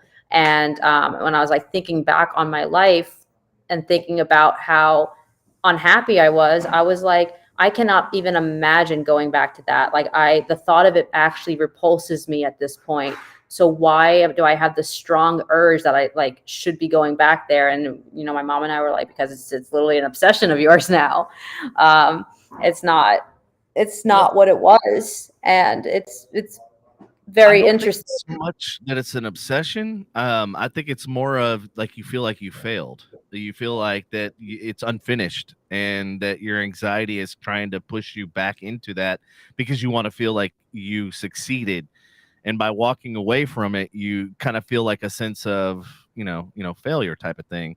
Um, Versus like you did all these amazing things and just be like, okay, now moving on to the next. Versus I feel like I didn't finish something, or I left something incomplete, and like your brain is basically saying I need to finish that path. Yeah, It's like, it definitely is that, but that in of itself is part of the obsession too. yeah. Um, Yeah, like they yeah, drive each other. One drives yeah, the other. exactly. Because, but like some of my thoughts about that are very typical obsessional thoughts. But yeah, no, that definitely I have to constantly remind myself, like, no, I didn't fail and I didn't quit. I chose to get out of it because it was making me miserable, and that's a Here's constant the way thing to that think of I tell it. myself. Redirection of focus. And then Yeah. anytime that thought comes in your head, just go, I'm redirecting my focus on something that's going to benefit me more so than relying on other people. Because in a sense, your whole livelihood is relying on other Mm-hmm. people, for people's Mm-hmm. approvals, for people's, yes, you got the part and sort of stuff. Whereas you're now taking your life in your own hand, and you have the direction versus that Exactly. more somebody else's hand. So Exactly. And I can say I've never been happier. Like, working with animals is so oh, fulfilling to me. And I could be having, the worst day, and I go and I see their cute little innocent faces and know that I'm making a difference not only in their lives but in the world and stuff. I mean, nothing is more fulfilling than that. So I absolutely love it. And I mean, really, again, I switched my degree from physics to environmental science. And I knew I loved animals. I knew I loved the environment, but it wasn't until, I started like actually like doing something in the field that I realized, like, wow, like this is everything I ever wanted in terms of like how it makes you feel. so let So me that's ask really you. how the passion switched. No, that's awesome. So as an environmental scientist, like, what is your main area of focus? Is it the animals, or is it the ecosystem? Is it the um green energy, what, like, there's so many different aspects of that, and I just was curious if you, especially since you were talking about quantum mechanics and stuff like that, to me that would lead more into the engineering, the technical side, into the renewable energy, green energy, stuff that's eco-friendly, that sort of stuff. Like, that's how kind of my mind kind of steers towards. But yes, in a sense, you are, helping not only animals and mankind, but you're also like helping the environment, kind of. Yeah. The quantum mechanics isn't a huge factor like it was. I've definitely have my focus right now on animal conservation and working with helping not only protect animals from going extinct, but helping those that are really endangered, come back. Helping, biodiversity. Our biodiversity is so low in a lot of areas. So helping, get those numbers back up. Since I am a scuba diver, I would love to work on like coral reef nurseries and, marine mammals. Really, I've just started scratching the surface with environmental science because, like you said, there are so many routes you can take with it. Yeah, it really is. It's a lot. But I definitely want to work with animals, and I definitely want to. I mean, animals and the environment kind of go hand in hand with me, but I definitely want to be, like out on the field, making a difference that way, like in the field, helping, whether it's, the rainforest. So you can see your labor, basically, you can see that you've actually made a difference. You can, instead of being behind the desk, pushing paper and everything else. Yeah, I made a difference today. Okay, well, how? Yeah, and like, actually, a great. Go ahead. I was just gonna bring up the scuba diving thing. I was gonna bring up the scuba diving thing. Sorry, cutting out. It's fine. It's good. I'm gonna mute you just for a second. I'm gonna ask a question, then I'll unmute you so that way it doesn't cut out. As far as like scuba diving and stuff like that, have you been to the Great Barrier Reef and any other reefs that you've been to? And when did you go and what did you see? Because I'll tell you what. Yeah, I haven't been there yet. It's on my bucket list. I really want to go, yes, to the Great Barrier Reef. I want to go really badly diving in the Caribbean. Would love to go diving like in the Mediterranean. I would love to go diving all over the world, really. I've only been in I've been in a Paradise Springs here in Florida, which sounds like a huge spring. It used to be a prehistoric cave. So I went, kind of like cave diving, which I would never do again because it's terrifying. But I've done a lot of reef diving and quite a bit of wreck diving. And that's been along, the Florida Keys. And as far as where you did that at. Okay. Yeah. And I actually just went diving in February it was in the Gulf of Mexico. It was like 2 hours offshore, and it was stunning. I saw these huge Goliath grouper that were the size of mini Volkswagens. They were so cool. But I've seen a lot of cool things. I've seen anything from sharks to eels to barracuda to eagle rays to sea turtles. What did you say? So Patrick hates possums, and I hate eels. And so when you said eels, I said the possums of the sea. And he's over there no.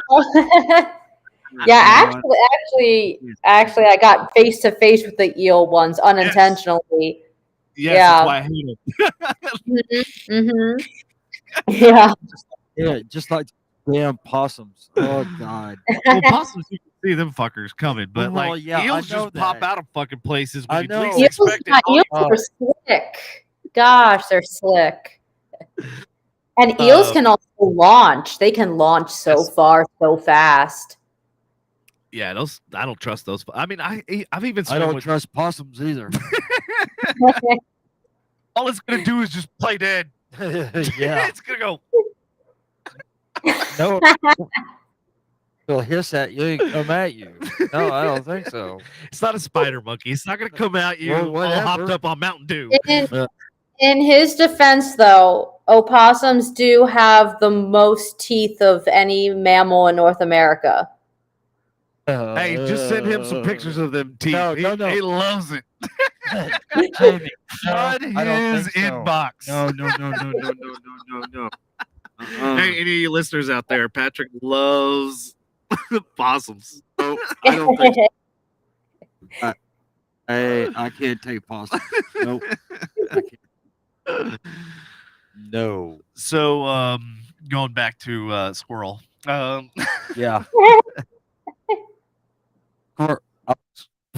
I like squirrels. I muted better. her. Calm Okay. down. You don't have to blow, I like blow the mic. I like squirrels better than possums. So, you know, I mean, Squirrels are just fluffy rats. That's all they are. well, possums are overgrown freaking sewer rats. So, I've held some opossums with my work. Yeah. I have a friend Yeah. that has one as a pet. I keep Oh, telling do her you to really? Yeah, I keep telling her to bring it in the studio when we're on live. yeah, well, you won't see me here. I'm gonna barricade the door. I'm gonna lock that shit and keep Patrick in here. No, I don't Watch think him so. squirm like a little bitch. I'll start crying. Oh, man. It'll be the greatest episode ever. Maybe I'll do it on the 200th. No, I don't think so. Nope. I hate possums. No, I don't want to be responsible for Another heart attack. another heart attack. yeah. I don't That's think smart. So going back to the Great Barrier Reef and diving and that sort of stuff, I went to the Great Barrier Reef. I can't remember what year it was, but obviously this was before college, so it was before I had my, even attempted for my certification. But I used to free dive, so I can hold my breath underwater for like 5 minutes. So I can actually free dive and go down all the way to where the scuba divers are, and then just kind of slowly make my way back up. So I did that in the Great Barrier Reef, and there was like 4 scuba divers, and then there was like a whole probably about 30 people that were gonna snorkel that day. Well, we had 20-foot swells, so nobody snorkeled except for me. And the only reason why I did is because I'm free diving, and so I'm underwater, so I'm not feeling the fucking waves doing this. But I had one of those underwater, one of those cameras or whatever, I'm talking about, those old school ones you get. Yeah. So I took that and I started like taking a bunch of pictures of the stuff that I saw, and it was crazy because like from the surface, when I'd look at something, it looked teeny tiny. Then as I got closer to it, I was like, holy shit, like this clam is the size of my car. Yeah, wow. And I mean, these clams that I saw, like this blue and black checker pattern looking, like it was the most beautiful thing ever. Wow. And then this gigantic reef, coral reef, I forget what kind it was, but it was like fanned out, and I was like, man, that looks really cool. So I dove down to like get a better, perspective of it, and then like try to take a picture. Well, as I swam closer and closer and closer, this thing was like literally the size of a semi. And as I got close to it, I noticed there's 2 sharks underneath it, just chilling. And I was like, oh shit, they see me, I see them. And I'm like, oh fuck. I got no spear gun, I got nothing but a camera. So I'm like, back, I'm snapping because I'm like, hey, if I die, I'm gonna get the fucking teeth. That's the spirit. But I was literally blown away, like how gigantic everything really was once you actually swam down, got close to it. I was like, holy shit. But yeah, there's some big things. So the sad thing is what I've heard. So when I went, Great Barrier Reef was the largest, natural reef or whatever in the world. From what I heard, now it's like second or third. Like it's depleting that bad. It's bad. Yeah. Yeah, and I'm just like going, man, I'm really glad I went when I did, because I saw it before. Obviously, it got all destroyed and everything else. And it sucks. It's sad, like. Because I've been wanting to go to like Belize. I think it's like number 2 as far as diving. Cozumel, I think, is like it's number 1. Yeah, I think Cozumel is number 1. One of them is number one. Because I I can't remember. went- One of them's number 3. Yeah, because I went in my early 20s in Cozumel. Oh, did you? Yeah. I also free That was the dove. only time. I free dove. Actually, you know what's funny? They made us wear life jackets, and I free dove with a fucking life jacket. Oh my gosh. Yeah, I wouldn't have been I able was to like, do damn, that talk shit. about like having some endurance. Right. Yes. Motherfucker. Yeah, I wouldn't have been able to do that. Yeah, it I don't think was. so. It was all the years. Like I grew up with a pool, so like I grew up. We'd always have competitions to see who could go to the one end of the pool back. You know, holding your breath. Then it was one end back, and then back again, and then it was see how many times you could do it underwater. I swam from one end of Olympic pool to the other end underwater, holding my breath the entire time. And the professor was like, "I'm the only person that I know that's done that." And I go, "Now you know another one." And he goes, Yeah, "Yeah." He goes, "I smoke a pack a day." I was like, Yeah. I wouldn't make it. I'm the exact opposite. I could not free dive because if I don't have like, my tank that I'm relying on, I'll like freak out that I'm gonna drown. Which is "See me, I'm interesting. the opposite. I'm like, I don't trust that thing. My luck is gonna blow water in my fucking mouth." Right.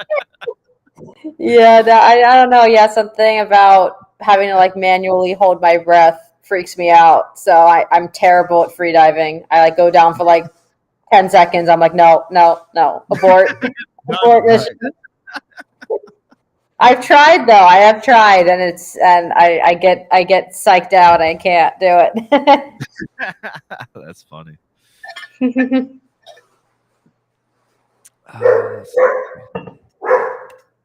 Sorry, No, it's okay. puppy. So with the performing arts and the environmental science, do you see any overlap between the two fields? No. So I'm still performing. I'm just performing on my own terms now. I'm part of some entertainment companies, and we do, like weddings or parties or corporate events, whatnot. I'm actually choreographing quite, a couple shows. So it's very much on my terms, which is how I like it. And Take that power so back. yeah, yeah. So there's really no like overlap at all, and like I said, my main focus is environmental. So yeah, but no overlap really. So it's good. It's good. I get I perform here and there now. Depends on the season. Like in December, I think I had like 5 gigs or so, and haven't really had didn't have any gigs in March. Had a couple like in January, and yeah, but yeah, no overlap. So it's good though. It's good because I get like my performing fix. Because again, I do love it when that intense pressure isn't associated with it. It's Right. still a great release for me and stuff. But yeah, but I am really, really excited for what this apprenticeship that I have coming up in July has to offer, though, because that's going to be just full on. I'm going to be on a 200. Want to elaborate? Yeah. So I had to apply, and then I had to interview, and then I had to officially get invited. But I did get invited to this apprenticeship. I think they only like accept like 8 people, so I'm really, really happy. And it's good. yeah, and it's in Candalia, Texas, which is like an hour north of San Antonio, and it's at Wildlife Rescue and Rehabilitation (WRR), and it's a 212-acre sanctuary that is not open to the public. It is just for the animals and their habitat. And I'm getting trained in 3 aspects. I'm getting trained. The first one is in the sanctuary there because they have about 600 resident animals that are either there because number 1, they're invasive species. Number 2, people had them as pets and surrendered them. 3, they are hurt and can't be released back out into the wild. Or 4, they were neglected, abused, abandoned, etc. So I'm going to be working on the sanctuary and working with anything from different kinds of monkeys to, I think they have some tigers, which is really screwed up because people, for whatever reason, had a tiger as a pet, and not only did they declaw it, but they also defanged it. And I'm just like, how? That is so infuriating to me. Like, how would you feel if someone took your teeth out? Like, it is so frustrating that people think they can just do that to animals. Anyway, I digress. But so I'll be working with There's an animal passion right there. Right, right. there's a lot. There's a lot. Oh, But I bet you see some pretty horrific stuff that you're like, why? it's so Why? frustrating. So frustrating. This is But so why yeah, I'll be working animals with suck. anything. Animals are awesome.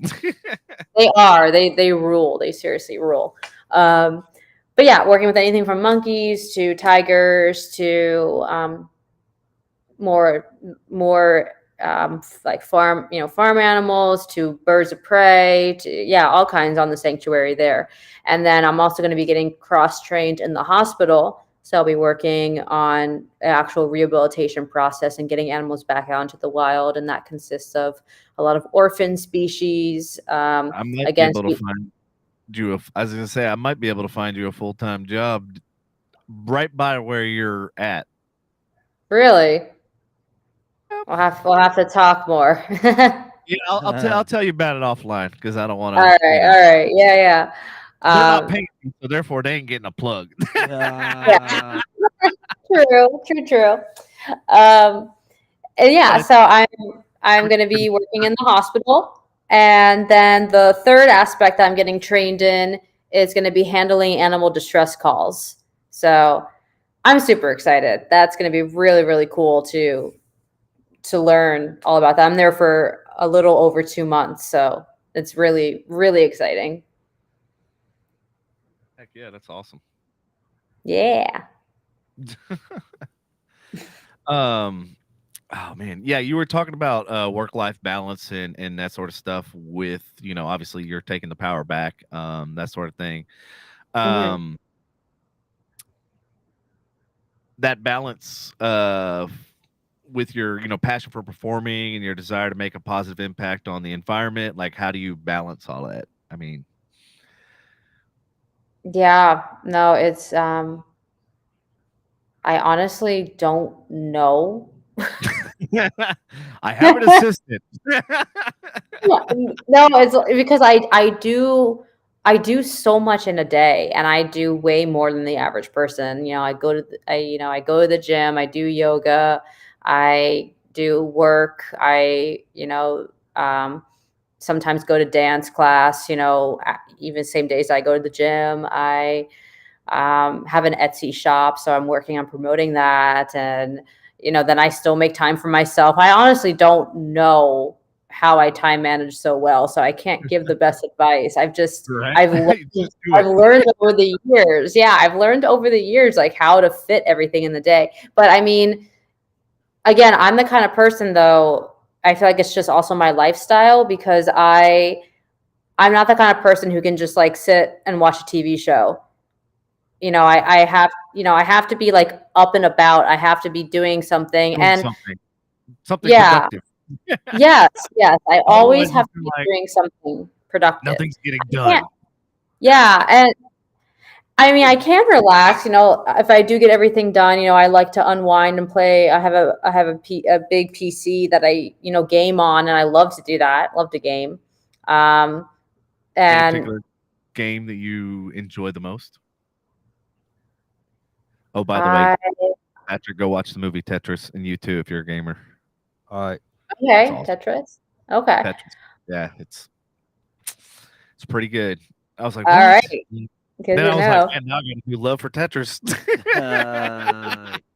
It's the most cutthroat. Oh, dude, they had every country, company, everybody was trying to stab each other. Wow. Like literally, I was like, who would have thought? All because of a fucking video game. Right. But yeah. Yeah, no games that I've played. I obviously Skyrim. I have done Fallout 4. I have to do Fallout New Vegas. I haven't gotten to that one yet.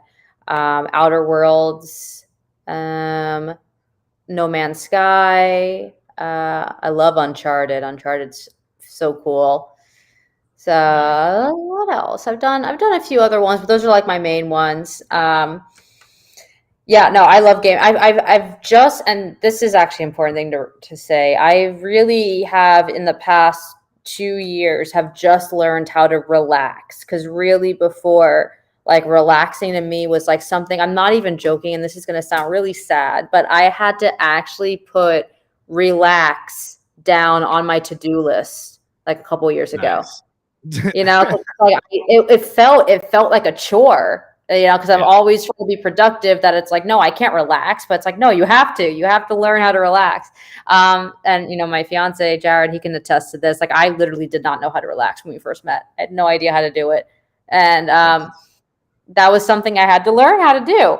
And that's something that at first wasn't easy. It did feel like a chore, but then realized, like, hey, this is actually very, very helpful. And it started out, it's going to sound crazy, but it started out like I would relax for 5 minutes a day, and then I would bump it up to 10, and then bump it up to 20, and then bump it up for 30, and I would do like 30 minutes a day.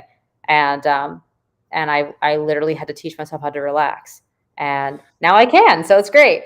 But yeah, as far as like the I was just gonna say, that's funny that you mentioned that, because I had to do something similar. I had to schedule lunch, like just a slot. Didn't mean I necessarily took a lunch break, but it was just so that A, people wouldn't bug me, and B, I could just take a break, literally, like just decompress, like stop having shit thrown at me for like at least 30 minutes.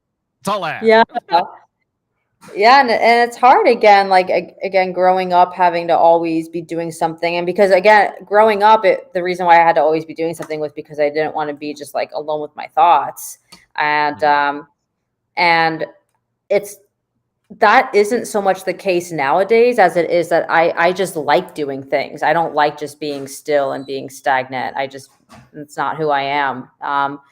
But I definitely, it was a learning curve of learning how to relax. But I mean, as far as the balance, I've definitely have found a really nice balance now. But I'm still learning. I'm definitely still learning, because I still have the tendency to overwork myself. You know, if I go to the gym and dance in the same day, then it's like I can't do anything else. Like, that's my body that's enough. You know, and sometimes I don't realize that, and then I will get, and not nearly as often as before, but I will get very overworked and have to take like a couple of days to like rest and stuff. But I am starting, this is like literally within the past like couple weeks, I've really been focusing a lot on listening to my body, and listening to, like, even on the days that I don't want to take a rest day, if my body's saying like aching and hurting everywhere, it's like, okay, I need to listen to it. So that's something I'm actively learning how to do, actively learning how to, you know, manage my body, manage my time, and manage being okay with, like, let's say I had the gym planned out for tomorrow, but I wake up tomorrow and I'm super sore and I hurt and stuff, being okay with switching up the plan. And that's still something that, you know, I'm working on. So it's all a learning curve.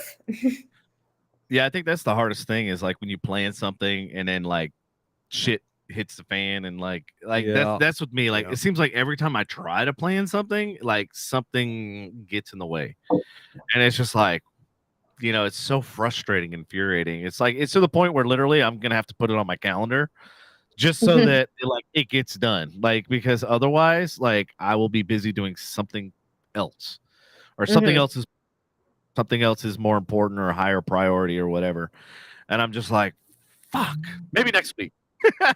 Well, you can start. Hold on. You can start working on your calendar at night, and I'll give you a few things that needs to be done.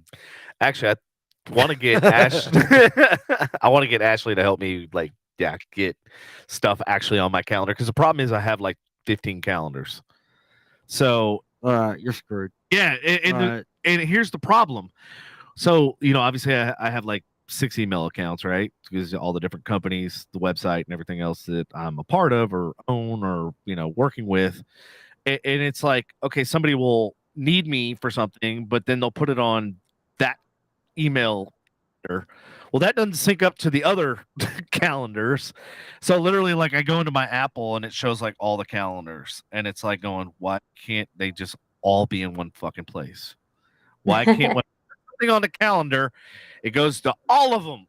Well, put them all in one place. No, what I have to do is I have to put all emails in the attendees in order for it to go to all my other. I'm like, this is AI. Go invent that shit because like it needs to be done. Again. Oh, hold on. Go ahead. Again, Jamie, we're going to talk about AI after this. I got to tell you. I really seriously got to tell you. And remind me to tell you about the wildlife sanctuary stuff also that's out by you. Because there's somebody that's in this household that's near and dear to that. Oh, yeah. Unfortunately, she's not listening tonight, but she's going to watch it tomorrow. So, yeah. You mentioned we were talking about like, what? Okay.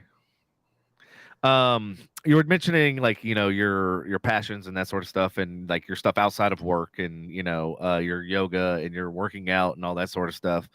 And you mentioned your love for scuba diving, and that you have like an interest in restoring the world's coral reefs and marine life. What do you think right now is the most urgent issue facing the oceans today? And what can individuals do to make a positive impact?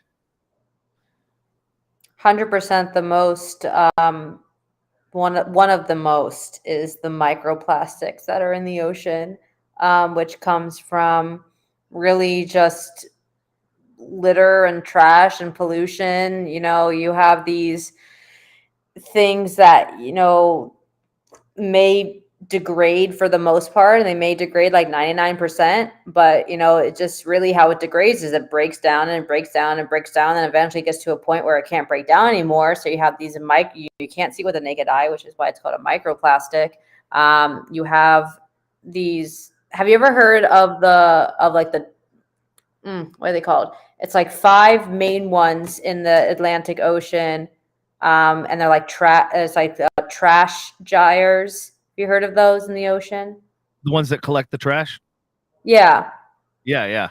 And in fact, there was a study a few years ago that says the average human consumes a full credit card per year of microplastics.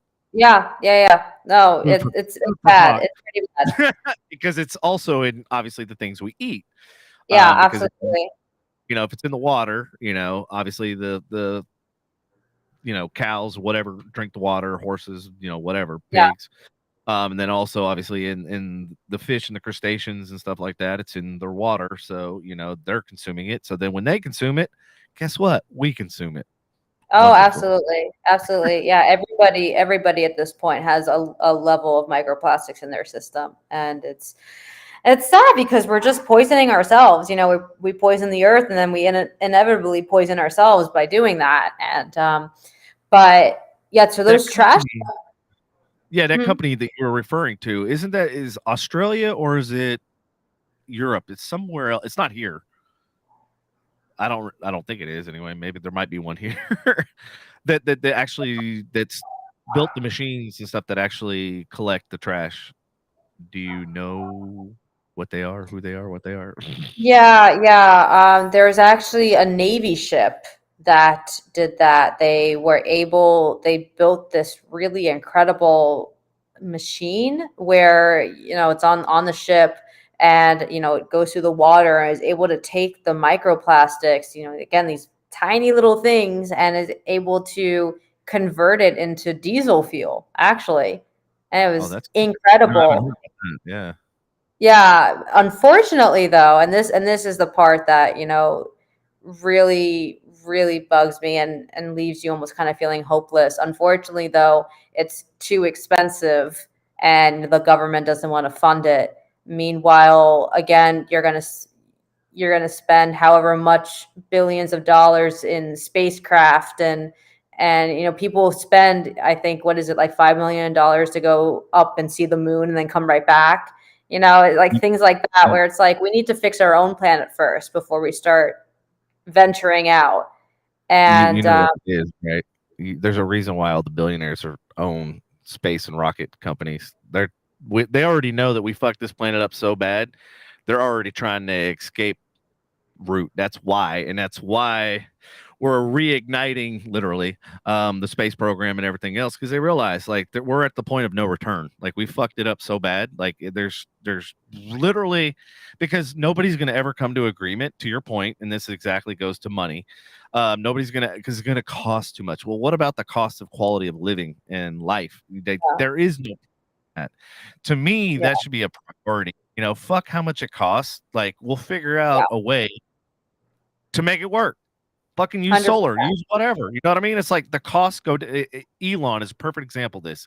He realized if you want to get the cost to come down on EVs and stuff like that, you got to streamline first of all, and you have to mass produce it. You have to be able to replicate it. You build a one-off, yes, it's going to cost millions of dollars, but you build a million of those one-offs, now all of a sudden the cost of that whatever prototype is now spread across, you know, a million different vehicles or whatever. Now the price goes down because you're buying in quantities. Same thing going to Sam's Club, Costco, whatever. You buy in bulk, the price goes down. You know, standard economics. Absolutely. Yeah. But No, the Navy's doing that. It's a one-off, so of course it's going to be exponentially, you know, expensive. But if you had other companies like, you know, SpaceX, or you had, you know, all these other big, you know, billionaire companies that had these resources and have the tooling and have the ability to do it, and you mandate some kind of law or something that, hey, like this needs to be done, like this needs to be a priority, and then boom, problem solved. Problem is politics. Yeah. Always Really. fucking way. They always got an agenda, always got a line in pockets, and if it don't make money, if it don't make dollars, it don't make sense. That's literally their motto. It leaves, you know, people like me, you know, very almost like hopeless. But there are, you know, there are several things that you can do. You know, one huge thing that people don't realize is even just switching to like reusable bottles and not using, you know, plastic water bottles. You know, that saves. Yes. That saves so much. Yes. Yeah, metal straws. I got my metal straw too. That saves so much.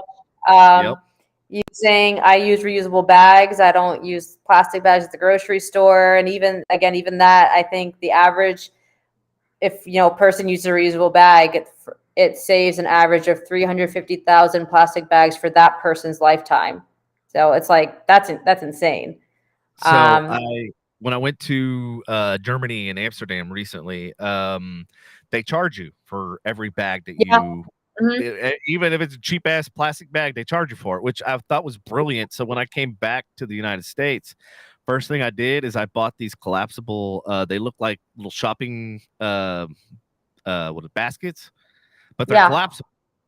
Take up like literally no space, and then you just pull the handle, and then they come into, you know, and they're hard plastic or whatever. And so I got like 4 of them, and I'm like, dude, this makes shopping, like grocery shopping, so much fucking easier. I'm not, and I can literally carry the thing out of the car and not have to worry about shit getting, you know, and stuff flying across the car when you make a turn, and like all of a sudden you're like, fine, where the hell everything went.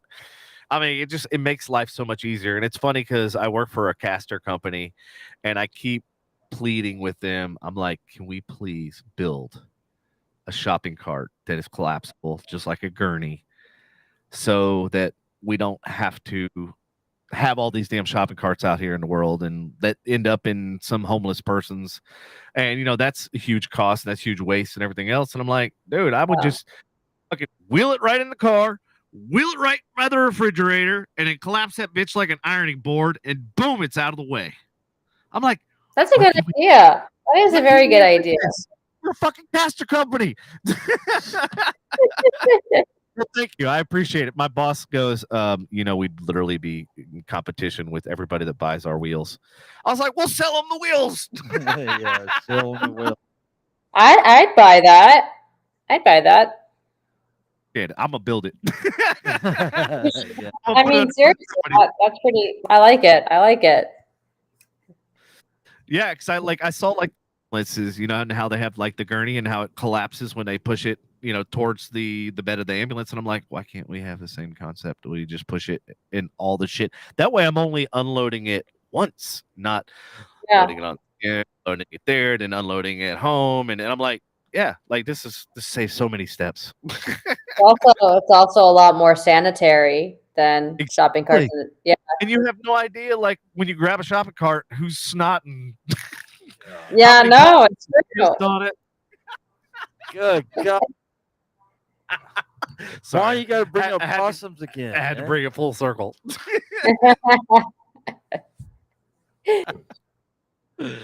Shit. But yeah, like especially like with the whole COVID and everything that happened and everybody being germaphobes and everything else, I was like, man, this is a perfect opportunity to launch this shit. Yeah, no, I think that's a great idea. I really do. All right, I'm gonna have to talk to my people in Italy. Yeah. They'll design a Ferrari version of it. Yeah, it'll look really nice, but it'll break in 5 minutes. Yeah, it will. Welcome to the Italians. Yeah. Yeah, right. It looks good, but yeah, it ain't made very well. Right. Oh, let's see. So, like the impact you were talking about, like the microplastics and stuff like that. What do you think is a solution to solve that problem? I mean, other than the whole Navy thing, because obviously, I mean, again, I think in terms of the microplastics that are already in the ocean, it's unfortunately, going to be up to, our higher ups to help take care of those. But really, again, the most important thing is preventing it. So going forward, like reducing our plastic use, reduce, never ever don't litter. Just don't be an asshole. Don't litter. don't be that animal. Don't be that person, because it's going to get in the water, whether it's by wind or it ends up a lot of times right in the water, and that's just, it's awful. And buying, I also I go out of my way to buy products that are made with recyclable content. I think that's the right word. Content? I think it is. Materials. Yeah. Things that are, reused, and that helps too. And making sure, there are still brands of things that are plastic containers that aren't recyclable. There are still some yogurt brands where the yogurt cups aren't recyclable. And I'm like, why? That's so base. That's easy nowadays. So, don't buy those brands that, aren't recyclable. And again, just reducing your plastic use. I don't use plastic toothbrushes anymore. I have a bamboo toothbrush. That's a simple way to do it. Like I said, the reusable cups, reusable bags. There's a lot of single-use plastics that we as Americans tend to use a lot of. Whereas again, when I went to Europe, same thing. They don't really have a lot of those single-use plastics. So really just do your research. There are a lot of simple ways that you can help. Even I know this isn't exactly directly with the directed towards the microplastic issue, but even a simple thing like shutting your water off when you're brushing your teeth can save 2 gallons of water each time you brush your teeth. So like simple things like that you can do that really makes a big impact on the environment. So I'm a big advocate for, doing your research. Look up what brands are eco-friendly, look up what brands, use recycled materials, look up recycling sometimes we have like e-waste and things that can't go in the regular recycling bin. So look up like where you can go and drop it off. Don't just throw it out. A lot of those like old clothes and stuff can be recycled. You don't just have to throw it out. So again, simple things like that we can all do that may not seem like a lot, but if 1 million people do it, it adds up really fast. No, you're absolutely right. And like, change starts with us. If we want to, you want to see the change in the environment and change in things like that, well, it starts with each individual person, doing their part or to, kind of curtail. One of the other things too that I saw in Europe was like, how like condiments and stuff, and like how everybody's got like a stash of condiments and Taco Bell sauce, perfect example. Yeah, you got a whole dude. You got a whole damn jar of it. I did. I emptied it out. Oh wow. Yeah, I did. Hi, Khalid. Hold on. Yeah. So like, oh yeah, Pam said hi too. By the way. Oh yeah. Sorry, audience. We didn't neglect you. We just been like big debates that really, conversations that are really like kind of deep and impactful. So it's like kind of hard to break away from. But yeah, like everybody can do their part. Europe was really interesting because they charge you for each one of those condiments, which makes people not try to collect them all and not try to take 50 home and everything else, which also ends up, in landfills and everything else. So that was one of the interesting things. Another thing that I saw back in 97 when I was in New Zealand, they actually have switches where the plugs are. So not only do you have, plug something in, but they actually have an on-off switch. Yeah, which I thought was brilliant. And this was in 97 because what people don't realize, when something's plugged into an outlet, there's still power going to it. Like just because it's not on physically, there's still power circulating through the circuit board and everything else. Just because it's not on doesn't mean it's not, drawing power. So it was really interesting. All the, the outlets and stuff actually have physical switches, so you could literally kill the power so nothing is going out, which that was in 97 and this shit still don't exist here. Of course it does. Yep. Yeah. But yeah, they had a lot of technology back in 97 in New Zealand that I was just like floored, which I'm like, why? They were probably way ahead of us. They still are. Well, even at 97 times, they're still ahead of us. I'm saying back in 97, of course, they were way ahead of us. And I know that they're way ahead of us now. I bet. Like, I'd love to go back and see how much things have changed and stuff like that. Yeah. But yeah, I mean, they're very, environmentally.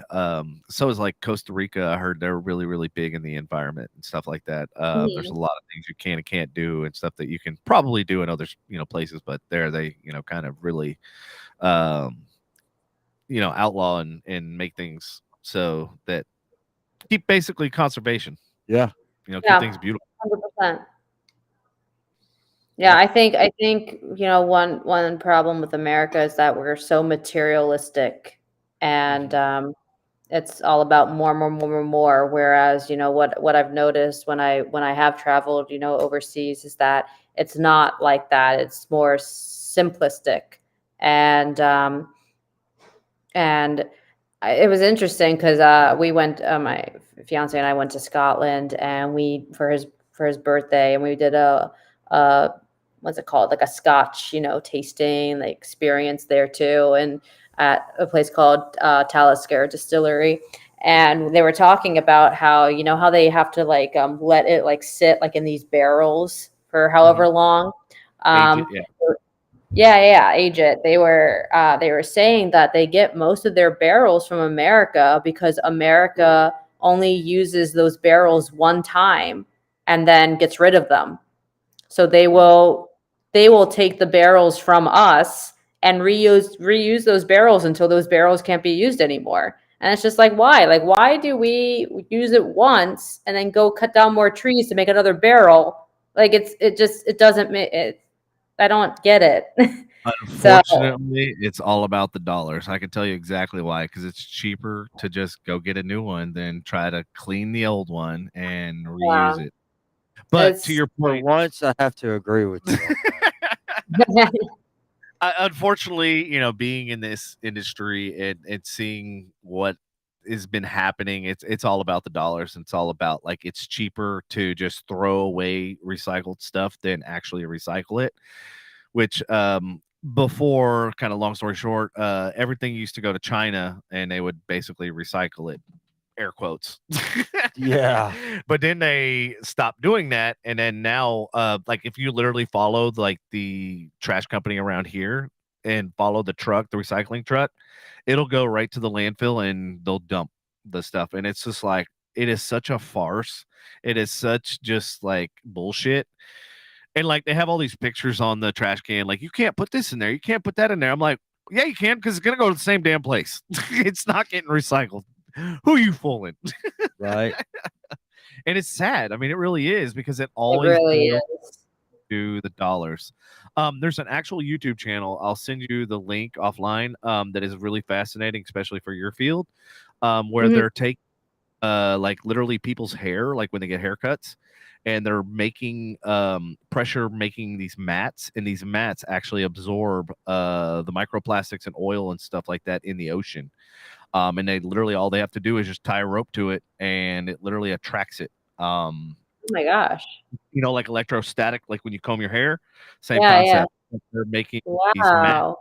that absorb like oil spills and shit, and then obviously no chemicals involved, so you're actually not hurting the environment by trying to dilute the oil and stuff like that and making the Yeah. bad situation worse. But yeah, Huh. it's really fascinating. Like they literally do stuff with like PVC pipes that are broken and stuff like that, and they'll like melt them down. And I mean, it's literally I just went down the rabbit hole one day, and I was just like, holy shit! Like this is fascinating. Like they're literally taking trash that we throw out as Americans and reusing it, repurposing it, and selling it for like oftentimes 10 times more than what the original product cost, which I thought Yeah. was that's how you get shit done is you can Yeah. make more profit off of it than what it originally started as. That's how you're going to get reuse, repurpose, recycle type, Mhm. people to do something. Yeah, definitely. It's good to see, other people being passionate about it because it's what we need. It's really what we I mean, need. we only got one world. I mean, we gotta Exactly. Yeah. like you said earlier with your head, you only got one head, so you either gotta deal with it, work it out, or just Yeah. struggle. Rather 100%. do if one person does something and another person does something, starts the snowball effect, then pretty soon before we know it, we're getting somewhere. Exactly. Yeah. Yeah. Well, luckily, I think it's like my generation that really is taking a huge step towards environmental science and activism and stuff, which is very encouraging to see. So, yeah, it's a long journey ahead, but baby steps, baby steps. Definitely. Yep, definitely. All right, well, I think we're gonna wrap up the show. Do you have any advice or any words of encouragement for listeners and audience and people in the future? No pressure. We're waiting, Jamie. Joe, I just Not to put you on the I would spot. I would Yeah. say, yeah, wow. Hmm. Words of encouragement, advice, things you would like to see people do. Your Ah, Etsy site. my gosh. I wasn't ready for this. I wasn't ready. I guess, I can't say that because I was just gonna say just like okay, let's break it down. Advice in terms of like mental health or advice with like an environment or like what kind of advice? Because I have different You advices. choose. You choose Uh, whatever comes to your mind. okay. Well, in terms of mental health, my advice again would be to keep going, don't give up on yourself, and to do what makes you happy, and just always have faith. Always have.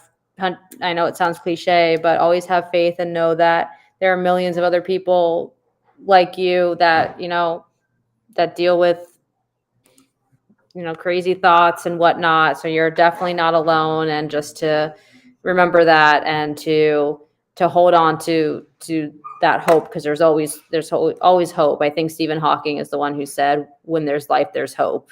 So as long as you're alive, there's hope. I There you love that go. I quote. love it. See, you could do it. Yeah. I knew you Yeah, could do it. yeah. That was a great. That was good. Thank you. You killed it. Yeah, you did. All right, everybody. Thank you for tuning in, and we And will I, catch you next week. and What's I that? will see everybody on the 25th of April. Yeah, so I'm- Patrick's not going to be here next week, I'm but not gonna be here Andy's next going to be here next week. Oh, joy. All right. So, yeah, on the 25th, we'll have Stacy Joe from Dallas. She'll be in studio here And Okay. then Rick Kirkham on May 2nd, which is from Tiger King. Yeah. So, Nice. Yeah. Solid. Yep. And that's all I got. All right, man. Well, I appreciate it. And everybody have a wonderful night. And we will catch you next week, or at least I will. I don't know about the rest. All right. Thanks, Jamie. Appreciate it. Thanks again, Jamie. It was a pleasure. Yeah, thank you guys. Anytime. Studio. We'll talk to you after the outro plays. All right, Cool. sounds good.